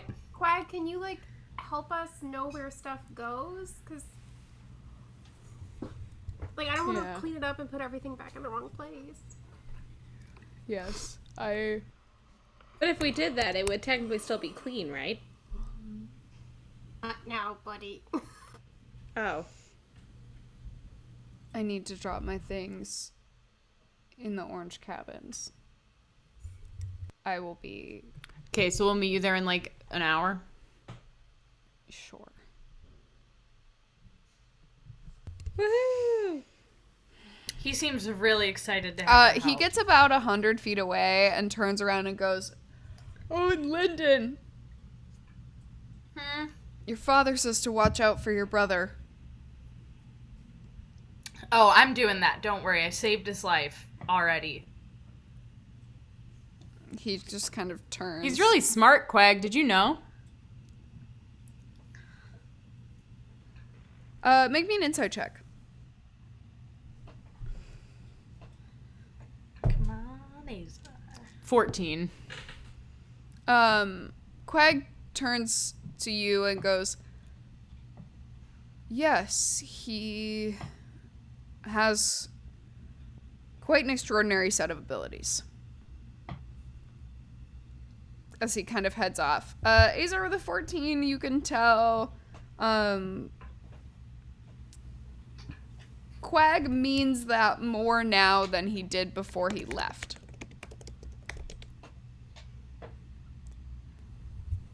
Oh, like he got some information from Dougie. Okay. Oh, Douglas. Um, I definitely do. I, Azar, call Lyndon's dad Dougie, even though his name is not Dougie. Dougie and nobody else calls him that. Notes. I don't stop you, honestly. At first, I was like, but now I'm like, Yeah. he would hate it too. It's a good thing they didn't send me to go. Okay, get the stuff that's not putting away stuff cleaned up. Maybe we should get rid of the remains of Quag's desk so that he doesn't get sad when he sees how destroyed it is. yeah, you guys spend the next, honestly, you spend the next hour starting to get the place together. Quag shows up. You're not sure if it looks messier or cleaner than it did before. It's like a Rubik's Exactly. Cube. You gotta fuck it up to get it closer. You spend several hours that day with Quag, who just kind of sits in what is left of his crushed desk chair and, like, points to things and then uses his mage hand to move stuff back. Oh, Quag, is do you there have just like mending? He does. Is there a plain piece of paper around? Yeah. Just like a plain piece of paper. So I want to go over to Quag and I want to be like, Quag, look. And I rip the piece of paper and then I cast mending on the piece of paper. Whoa!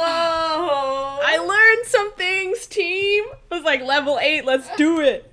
I'm going to beat Quag. Holy shit! Sorry, we men, have What a did you give mender. up to mend? We have a mender. Oh, did What you did get I a new what? cantrip? Get a Oh, new shit. Yeah, cantrip. it's a I thought cantrip. I thought you had to swap one out. Incredible. It turns out I had guidance in here twice. But I have guidance as an acolyte of nature. We learn. So that We was a learn. mistake. Amazing. We learn. You and Quag mend books that have been scattered and busted and stuff. At the end of several hours together, he does set the scroll on his desk. Did I mend more books than Quag? Make me an Arcana check. All right. This will be an opposed Arcana check. I wonder how often God. those Oh, I got happen an in D&D. 18. Not often, I'm D&D. Not often, I'm sure. Oh my god, you did. He has a Yes! +8 to this. And I still beat him. Damn.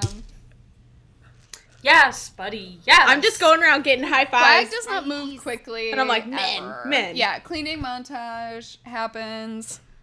Even when he's well rested? You've literally never seen him well rested. Lol. He was sleeping today, which is the first time I've ever seen He him was sleep. sleeping upright in an Adirondack chair. Interesting. I still took that as a W. Quag is Okay, great. gonna be something.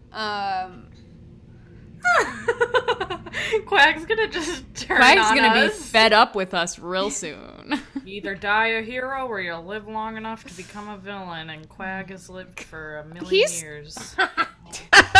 20. Wow. Well. He's just a 20-year-old exhausted, like, kid who skipped too many grades and is in grad school too early in his life. Another tragedy. Yeah, if there's anything that you guys want to discuss with him, either while you're cleaning or at the end, you can. Otherwise, he just is very tired and sets the scroll down on the desk. Wait, what is the scroll? It is a scroll That's for of the 7th level spell, Mirage Arcane. It is a 7th level illusion spell. The casting time is 10 minutes. Anywhere you can see, the spell lasts 10 days. Bards, druids, and wizards can cast this spell. So if you attempt to cast this spell and you do not have a spell slot, if you can't cast spells at that level, you have to roll to be able to cast the spell. So in theory, literally Azar, Lyndon, Quag, or Forrest could attempt to cast this spell, but all of you would have to roll for it since none of you have 7th level spells.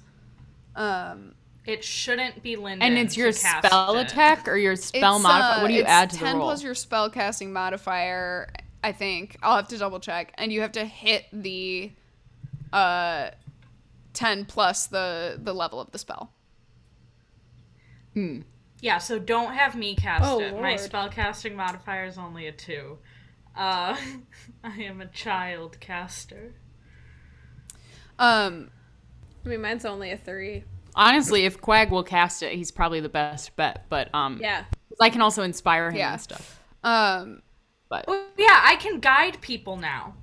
Gotta inspire him to do Azar, it. He's not happy with but we us. have to persuade him to do Azar, it first. make me I think we need to regroup a little bit for this. Azar, make me an intelligence check. Or an intelligence saving throw, sorry.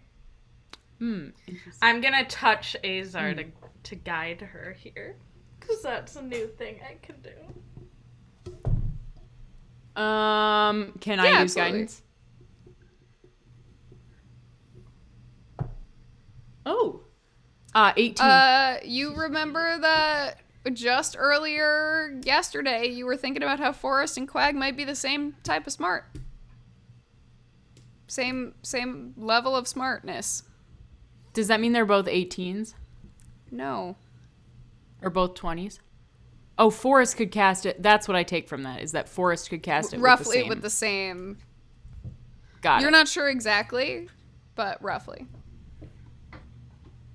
Oh my god. Do it I would get the be sense that so I'm better fun than to them? bring him in. With your spellcasting, Just kidding, with just- your spellcasting modifier, you think that all of you are probably roughly the same. Okay, hell yeah. Hell yeah. You do not think you are as intelligent as they are. No, I'm dumb as a brick. Hey, you're But yeah. average. Actually, I'm incredibly average. I'm Yeah. about as average as you can get. But yeah, Mirage Arcane, you make the terrain in an up to a 1 mile area look, sound, smell, and even feel like some other sort of terrain.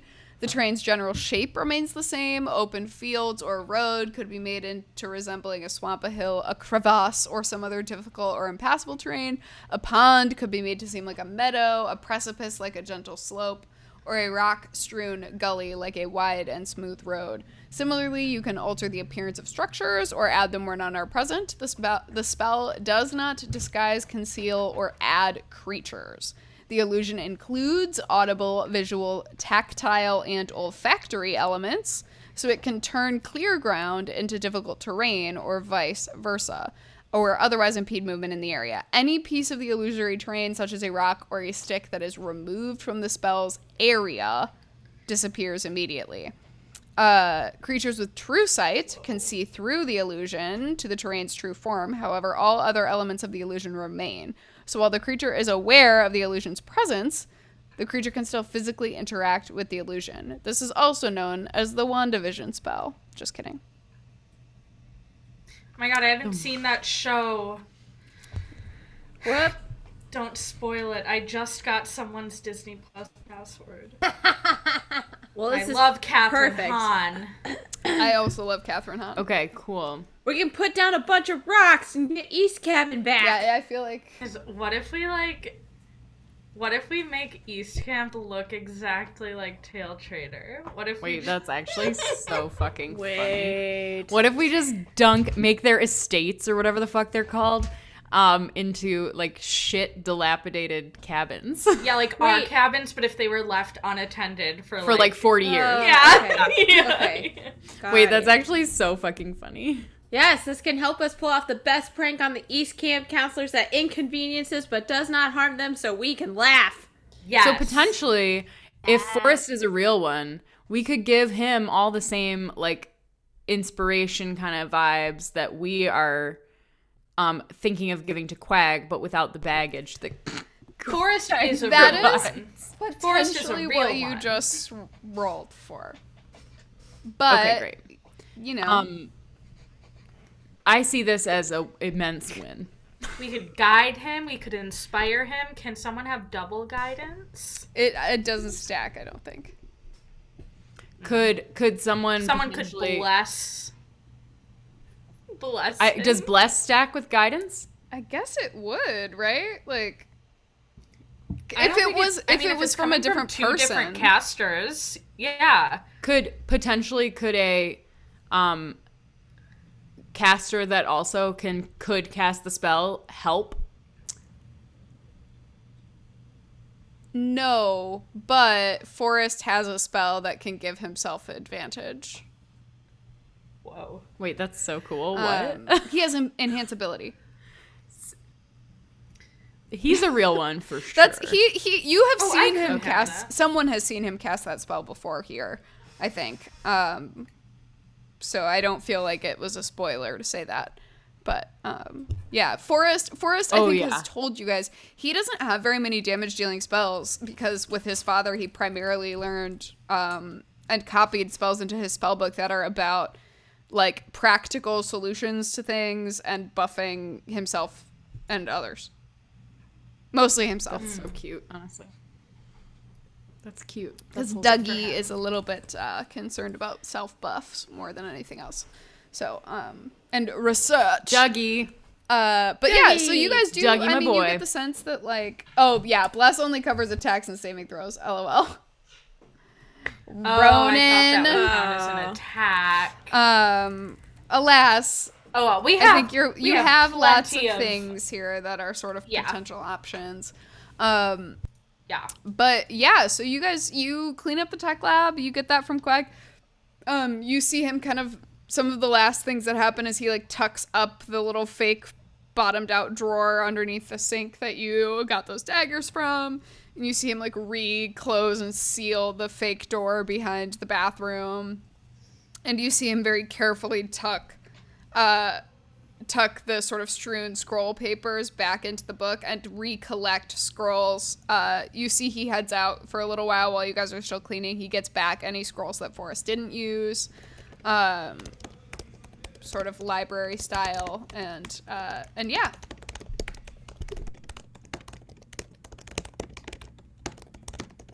Because Katie's using her computer This is mic. fucking It's just like wild. So sorry. So funny. I am so sorry for the audience. My Yeti decided to break, and I haven't been able to find a solution yet. And I forgot that my keyboard is indeed. Oh my To god. be honest, I thought it was just like sound effects from you using It's your ASMR. crystal. No, I am also a very aggressive typer. Well, you were That's typing something about that I've Miss been Catherine told Hahn, since I so was- we get it. since I was Aggressive. That's why I always failed my little typing little programs in elementary school. All the 'cause right I type. wanted Before to we go go too far hard. off the rails. Okay, Sorry, my B. focused. Typing too hard. Is there anything else that you guys would like to do with Quag? Otherwise, you finish cleaning the tech lab. Lyndon, do you want to talk with him about your dad at all? You can say no. I just wanted to, like, say that out loud. I don't think I would. Do you want to talk to Quag about your dad with Zone of Truth on? Oh my god. See, the thing is, Lyndon doesn't really have any Yeah, questions no, and that's- about... I just Yeah, wanted to so check before I was like, and then you leave and you have the scroll. Bye. Also, you guys know you can find him Yeah. whenever you want to find him, because God knows you certainly do, so. Yeah. And I could... You know what I could do? A novel idea? I bet my father has an office phone, but... I bet he does. I bet he does. We're out here, we're on island time when we're here at Taletraeder. When you're here, your family, baby. Yeah, exactly. This is my family. Incredible. Well, is there other stuff that you all want to do now in this moment? I know we're approaching kind of the end of our session here today, but we can probably...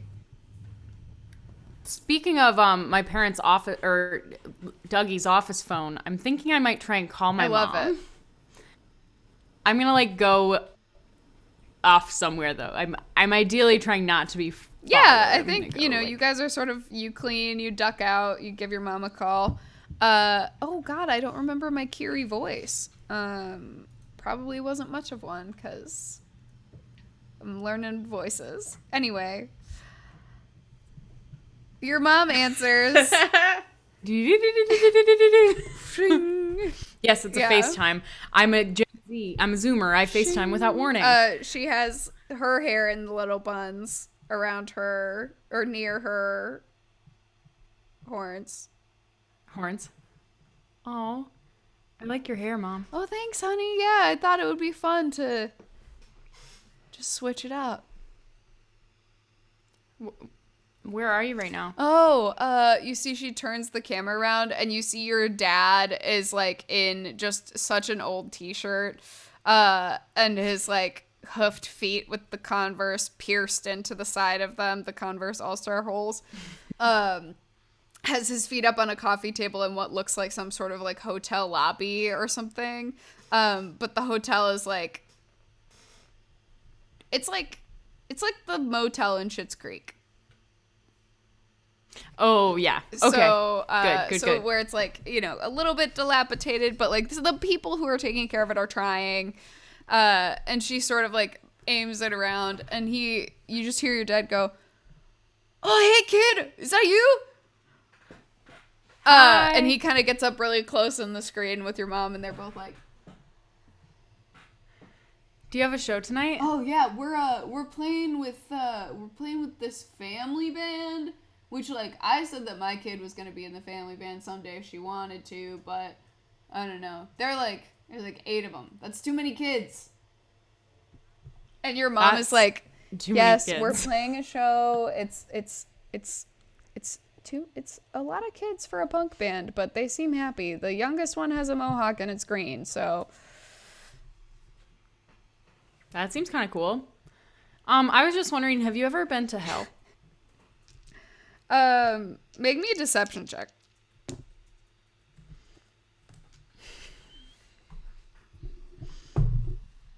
23. I just want to show everybody the difference between mom and dad right now.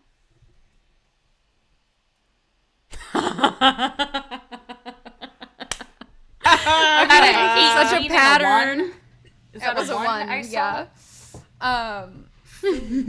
Your mom, who, what did you say you rolled? A Your 23. mom matches you wit for wit, and kind of stops and looks. She at first is like looking at normal, and then she goes, "Why?" Mom, I'm kind of scared. And then I tell Literally her everything. literally everything. Literally every detail that I can possibly recall. Your mom. Including all the stuff like what Lyndon was eating for breakfast when she told us the story. You guys Like, notice Azar's gone for absolutely. like an hour. The most ridiculous. I'm telling her about me casting healing word on her dead Your dad body is, like, and vocally responding and like is excited and is like, yeah, no, oh my god. And your mom's just like, so I don't know what to do to get out of this.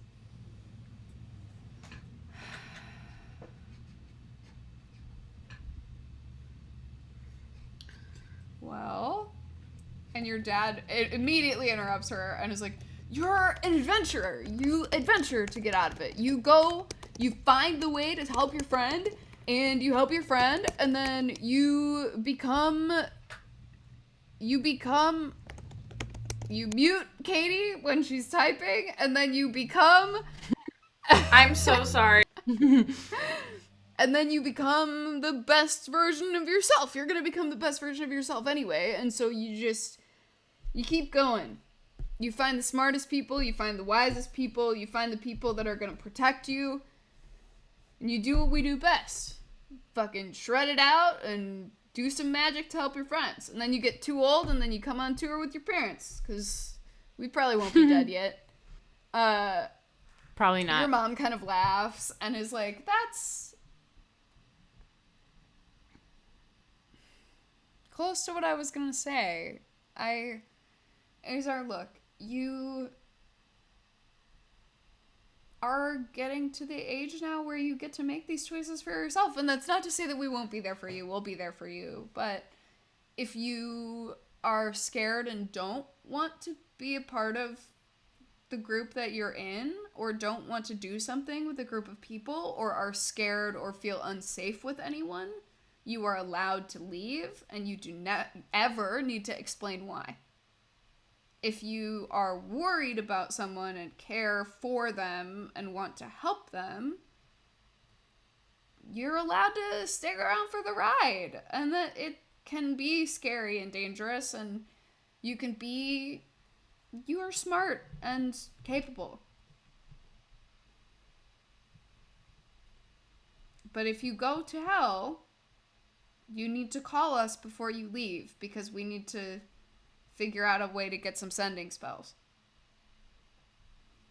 Okay.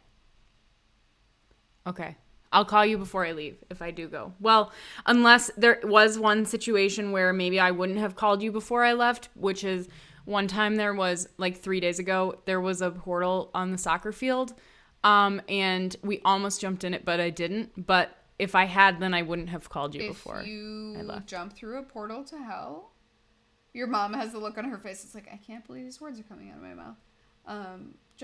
It felt like a day ago. My child was 4 years old and jumping on the bed and playing a Kleenex box guitar. And now she's telling me she's going to jump through a portal to hell.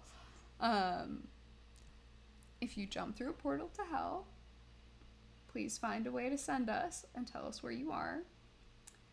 I have not been to hell. Your dad goes, it is very scary and very dangerous, kid. How did you get there?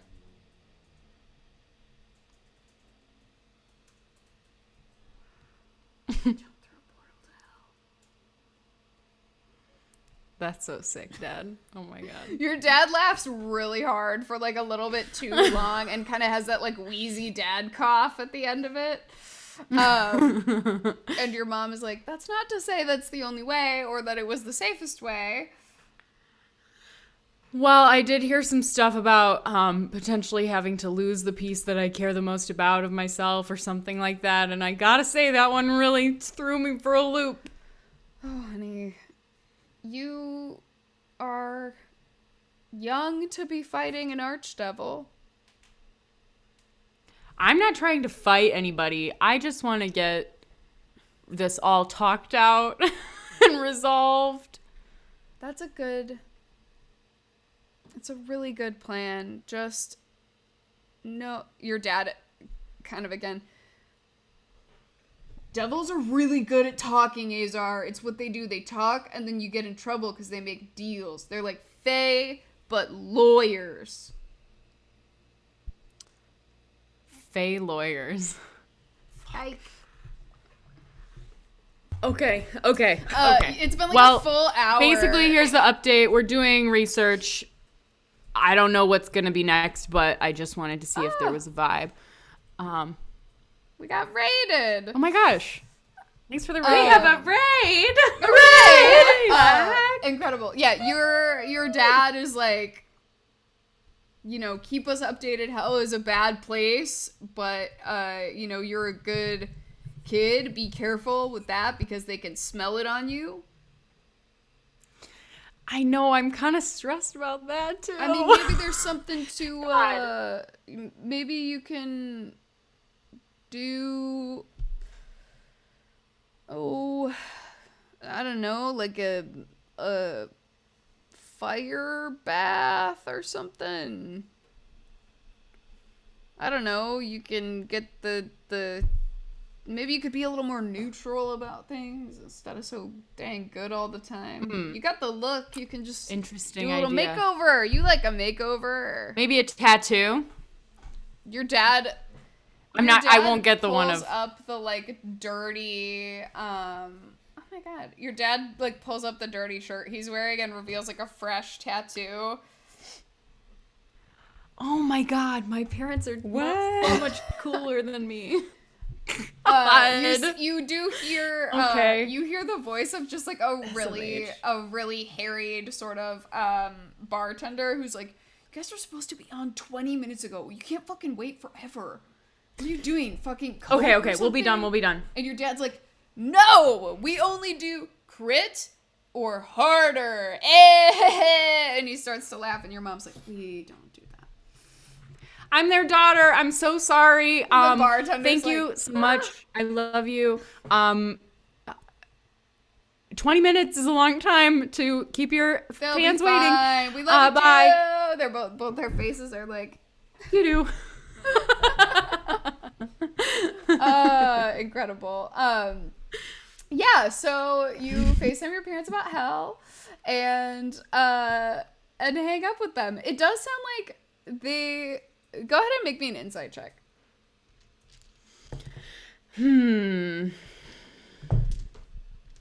Well, 9. Seems like they're totally fine with it. Seems like they just want you to be an adventurer and the best adventurer you can be. You know what? I'm cashing in my inspiration. God, to re-roll. what a You're lovely cashing in shot. your I'm gonna do it. inspiration. Oh my god. I'm cashing in my inspiration. Inspiration to get insight on one's parents is a vibe. That was and this is even sadder. That was an 11. So Your dad is nervous. But he's also the coolest. Yeah, your dad's a little nervous. My parents are so much cooler than me. This is so like cool. this is Did like your the parents truest. chaperone us? Well, they're really busy, but my parents are so much cooler than me, and I think that was a really formative part of my childhood experience. Is that I'm just pretty remarkably uncool. Like, as This coolness is the conversation goes. Azar is having as she's come back to continue finishing out the cleaning portion of the tech lab. I would like to say I did not make it clear that I called my parents. I think I'm just trying to play it off like I'm thinking about them. Word. Are we all out of the tech lab we at can, this point? you guys clean, you get the scroll, you head out. Okay, cool. Before we leave, right? I want everybody out of the building first. And what I want to do, I'm telling you, I got mending, and now I'm just thinking, oh man, things got destroyed, and then we put them back together. What a lovely thing. Growth is a beautiful thing. Also, Quag. And so I'm going to cast plant growth around the tech lab. And I want all normal plants in 100-foot radius centered on one point to become thick and overgrown. This is what I want to do to the Are you tech lab. locking Quagmire in his own tech Buddy is lab? He'll get out. He'll get out. It's inspirational. Who doesn't like a garden? Quag Buddy needs to is my relax. role model. Who doesn't like a garden? What do you think? What do you Pass think the that. plants look like? Well, I don't think we've ever gotten to this in our wonderful world we've created together. But does Taletraeder have landscape gardeners? Like an actual people who take care of the grounds? Not that you've seen. Okay, great. So it's a bunch of weeds, maybe occasional wildflowers or such. There might be one, I don't know, tree, sapling. Yeah, I something. mean, there's definitely some. Wait. Did Persephone ever say that she had a favorite flower or plant or anything like that? I don't think so, right? Oh, I actually think she did. Not that I remember. Because Oh, she did. It was, I feel like it was it lilies? lilies or peonies or something. I'll write this down on my notes. Let's go ahead and say both. So, what I want to do, though, is, wherever Quag can kind of, see out the window, I'm gonna, have those be there. I don't know where the desk is in relation to the windows, but, Oh my god, buddy. You're gonna get us murdered by our own tech lab counselor. I'd like to see him lilies. try. the rest is weeds. Buddy And a grows. sapling. This is my note about this. Buddy grows This flowers is so to funny. spite Quag. End of note. I put a little more in my notes than Oh. that, but I'll take that. Do you? This is literally do iconic. you? Honestly, Danny, I hope he does fireball it Do all. you wait to see his reaction or no? No, it's a surprise. Okay, so you just leave.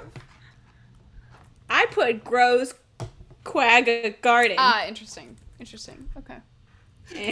and leaves without telling him. Can I put clairvoyance on the front of the tech lab so I can see his Yeah, reaction? absolutely. Oh my God. I'm just gonna. Dude, what if Quag is Fiona's other son? What if it's Eldritch and Quag? I have had Wasn't this her thought. other child a daughter? What if she has a secret? A secret son as Yeah, well. that she knows of. That she knows of. Or that she's You know what they talking say about childbirth? Sometimes it's so painful that you don't remember it. Is that what they say about childbirth? Or children in general. I don't know. I've never had a child. Just to end this. My mom Jesus had Christ. I burned a 3rd level spell slot just for this. I think it's totally worth Oh my it. god. oh my god, a 3rd level spell slot. Quag I walks love it. out, looks at what is happening. I don't know. I'm so sorry. I actually have to Google this.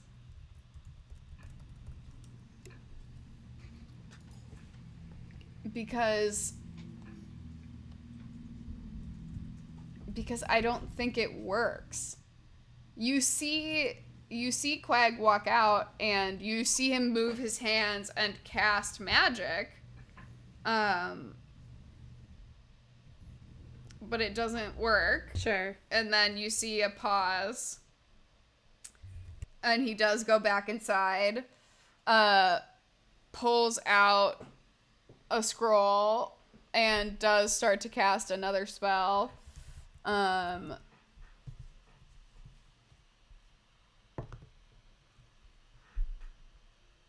Oh God, let it not be something like immolation.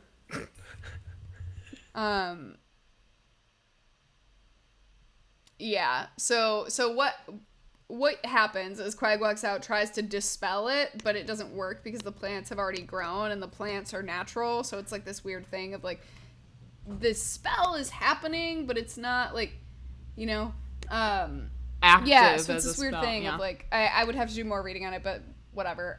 So he casts that spell, goes back inside, pulls out a spell scroll, has a debate with himself about if he's going to use it or not, tucks the spell scroll back into his bag, electing not to use it, and then literally just starts using cantrips to pick and pull and burn and move the flowers.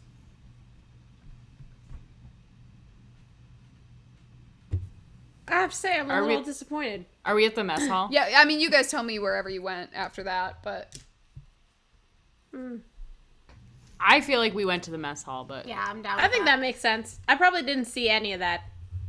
No, I intentionally burned a 3rd level spell slot to see that. Well, you definitely saw And, that. I Do you will tell say all of he us? is the flowers. He leaves most of the plants. He doesn't give a shit leaves about all the the- plants. Again, who doesn't love a garden? I Exactly. think I'll come back into my eyeballs after my clairvoying Sure. is over. Yes. Buddy, I think that was kind of mean. What do you mean? Oh my god, a double raid! As I'm about to... As we're Come about off to as tell a- them that Buddy's mean. Sorry, buddy. Wait, why was that mean? That You don't think Quag misses Persephone? I don't think he took it as this is a thing to miss her. I think he took it as vengeful or spiteful or hateful. But they're pretty. Why But would that's a something source of pretty pain be for hateful? him. She's not here. Well, what should I have grown instead? Does Quag have a favorite flower? Could have asked. Maybe you should go talk to Quag and just let him know that your intent was just to make him happy, because I think that might make him feel better. I got a question. Was Yeah. Buddy's intent to make him happy? Buddy, make a deception check. Oh, damn Azar, it. Come Azar and on. Aoife and Lyndon make insight checks right now. Oh, hell yeah. Rud! Oh, try me, y'all. That's a nat 20. This Oh, is the shit. moment Buddy Get gets a over nat 20. What does that add up to, Oh. though, Bud? Nope. 21. Damn, I got a 12. 15. Got a 5, so Buddy Yes! genuinely thought he was doing a nice thing, as much as it pains me to say. I definitely respond the same way I just responded. Like, I think I try and explain why it wasn't nice. That whole thing of like, well, it's like preying on an insecurity because she's like not here. I think. I don't know. I heartily clap Buddy on the back and I say, I see your intent. I can see it. You could make us a garden. Yeah. I would love that. I don't know about you guys. I love a I garden. think that's a great Yeah, what flowers should we put in it? Sunflowers? Okay. That's my favorite. sunflowers. I like hydrangeas. You guys make a little community garden. I like Poppies? dandelions. What about some herbs? Do you think what's the name of the cook? Chef. Halil. Leo, do you Oh, think chef. Leo would like access to some like fresh herbs? Yeah. Wait, you I got got sunflower, 100%. hydrangeas, herbs. Am I missing something? Let's Poppies? grow some mushrooms too, just for funsies. What that can kind? be Lindy's corner. Okay. Dandelions and mushrooms. Specifically- Make sure the mushrooms are the Hey, ones that make you go Lyndon. bald. No. Make me a wisdom saving Yeah? throw. Oh, wisdom save, you say? Okay. 18. You haven't posted in a minute. And you think about how pretty that garden will be, and you start to feel sick that you haven't put anything about anything on in a little bit. Oh my god. Okay, here's what I want to do. I want to, at sunset today, or golden hour, or any beautiful hour of day, I want to go to the lake and I want to get a picture of my neck tattoo, but only the bottom part. So like the top of the picture is like the little gap of skin between the symbol and the danger zone. Yeah. And then the rest of it's like my back. And I think I'm wearing like I have like a little necklace that I put on backwards for the photo. So it's like hanging down. It's like a cool little glass prism necklace, and I want that, and I want the lake and the beautiful sky in the background, and I'm gonna post that. Go ahead and make me a charisma check. All right. Dirty 20. Dirty 20. All right. Go ahead and roll me a d6. D6. 4.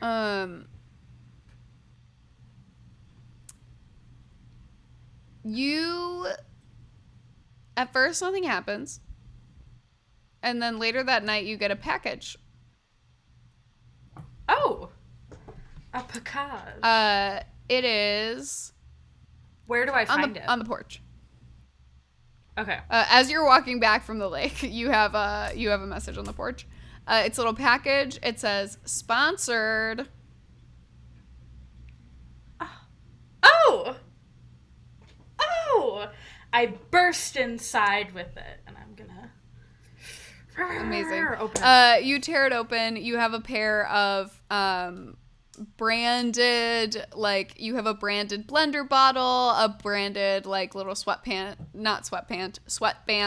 headband situation, and stuff like that. And yeah, you have a sponsored post.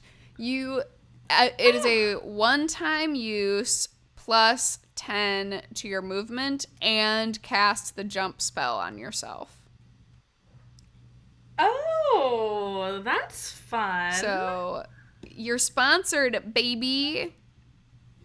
Oh my god, my first official sponsor. I've been doing unofficial spawn for Renee, the tailor. And then also go ahead and roll me a D100 and we'll see how many new followers you get.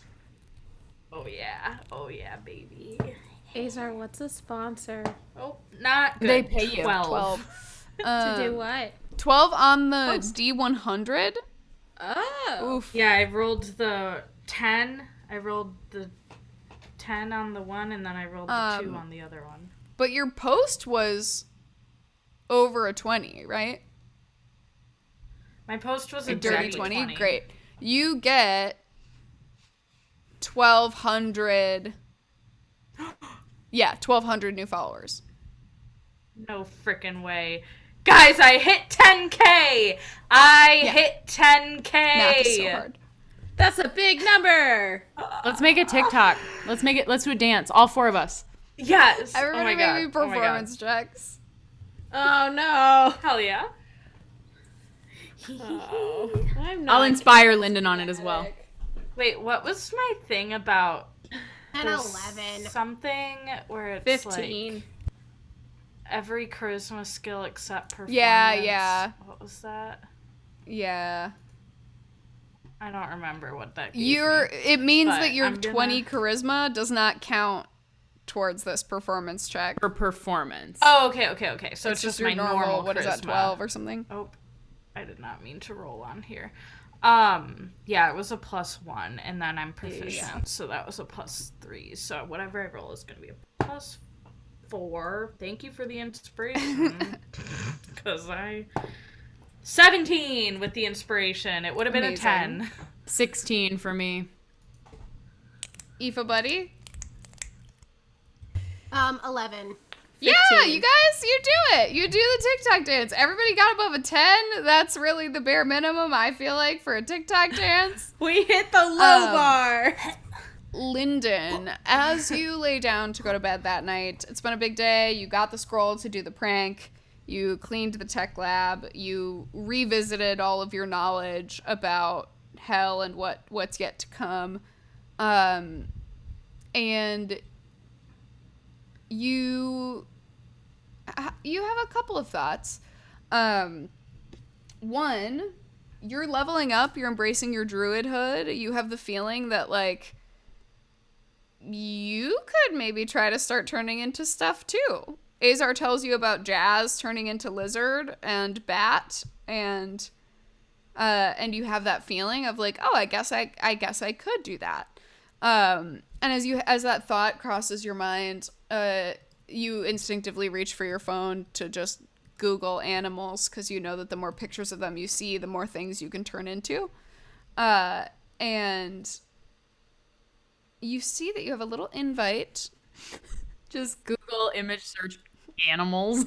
Animal. That's what I do. As That's you what go I to do do. that, you have a little notification pop up that says you're invited to Emook, which is the Fiend-only social media platform. Fuck yeah. Yeah, I'm gonna be the mole, bitches. Hell yes. Ooh, I'm so excited. Emook. All right. Oh, that looks an awful like Abriamok. Sometimes. Oh, interesting. I'm glad someone smarter than me is here. Look, sometimes you would gotta not remind people of the thing at the beginning of the episode so that when it becomes relevant at the end, somebody makes the connection. Wow. Couldn't be You're me. welcome, my int.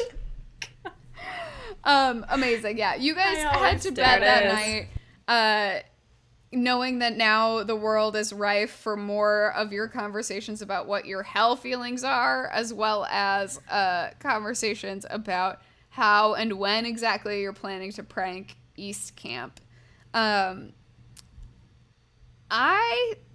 Two things of equal importance. That's what it seems goals. like. Yeah, is there anything that you guys want to do as you sort of like round this out?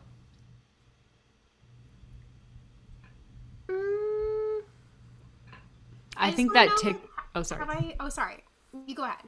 No, you go. You go. Okay. Well, I was just like, have I like spied Phoebe at all in the past like couple of days? I mean, yeah, you guys have seen her in passing a little bit. You've like waved Okay. and greeted. But yeah. Cool. I think maybe I'll let her know that like the plan is in motion, because she was there when we decided that we were gonna get this. She was, scroll, yeah. right? We were all sitting Yeah. at the table. So, Yeah. Phoebe, you next find time I Phoebe at the mess hall one night, the night of, you get the stuff, or at breakfast the next morning, probably, as you have the scroll, and she's like, oh my god, well, ask and you shall receive. I know Quag is honestly the best. We don't deserve him. He's a nice boy, but you he's a know, little bit testy sometimes. Well, that's true. I mean, he's locked up in a tech lab all day. Nobody told him he couldn't not a get lot some of fresh human air. contact. You should tell him. You should invite tell him to I that. I don't think he strikes me as somebody who wants to get involved in the Green Cabin Sports League, but I heard about your non-competitive group. Is that going well? Yeah. No, it's been super fun. So we just help people, I just help people set their own goals, and you're only competing against yourself and your goals. Yeah, not each Roran's other. one of my campers, and he seemed mighty confused about it, but it seems like he's having fun, so he's talking you up quite a did such bit. a great job. I think he might have a little crush on you. Oh, yeah. No, I don't think I'm interested in that. Aoife, make me a persuasion check right now. God, I'm so uncomfortable. I think that was really low. Yeah, that was a 3. That was really She low. also rolled a 3. What does It that means that the two of you have that really awkward, moment where both of you are like, are we trying to suss if the other person... No. And then you just like both like that'll be change weird. the topic immediately. And yeah, you guys get to chatting and we'll sort of pick up as the rest of the gang joins you for breakfast to talk pranks. Aoife, though, this is so funny because I was gonna reward you for this anyway. I think at the end of every episode, to try to remind myself to give out inspiration, I am going to unilaterally deliver a mote of inspiration to one person per episode. I want to be very clear. This is not like an MVP situation or anything. This is just like a moment that tickled me or a different reason why I think it. All of you are incredible players, and it is a delight to play with you every week. I want to give inspiration this week to Aoife because I feel like the non-competitive sports league was a surprise, delightful scene, and I really appreciated that. Yes. And I feel like we're getting to know Aoife a little bit better as we continue on here, which is very exciting. Yes. So, if you're still here with us, thank you so much for sticking around. And this has been another episode of Taletraeder Camp for Wayward Adventurers. This episode has been called The Prodigal Quag Returns. Though no one wanted to talk to him. He returned indeed. Even with his fresh haircut and his new robes. Congratulations to all my players for their ascent to level 8. And we will be back here next week, Wednesday, same time, same station, 7:30 p.m. Central Time, to continue on this adventure. I'm very curious to see if you all decide to go talking about hell or talking about pranks. So we'll see what happens next. In the meantime, if you're hungry to talk about the episode, you can pop on over to our Discord channel where we have a Talking Taletraeder channel just for things like this. You are, of course, also able to talk about the NPC headcanons that I dropped for Quag. I have a bunch of other ones that I could easily be convinced to give out, but we'll see. And My Sims. and Katie will drop her sim compilations. did. Oh my god, incredible. Oh, I can't wait. They're really Beautiful. good. I love the Discord. Come hang out. I have to make more Sims. Yeah, come hang on, I'll put it again. And then really soon we'll have the Sporks Washington one-shot scheduled. And next week, Tuesdays this month at least, Tuesdays for the foreseeable probably, but Tuesdays at least for this month at 7 p.m. Central Time, Joyce and I will continue our attempt at streaming and doing dating sims and perhaps eventually trying to play a real video game. Not that dating sims aren't real video games. I hate when people say that, but this is a cheeky joke. Please don't at me. But thank you again for watching.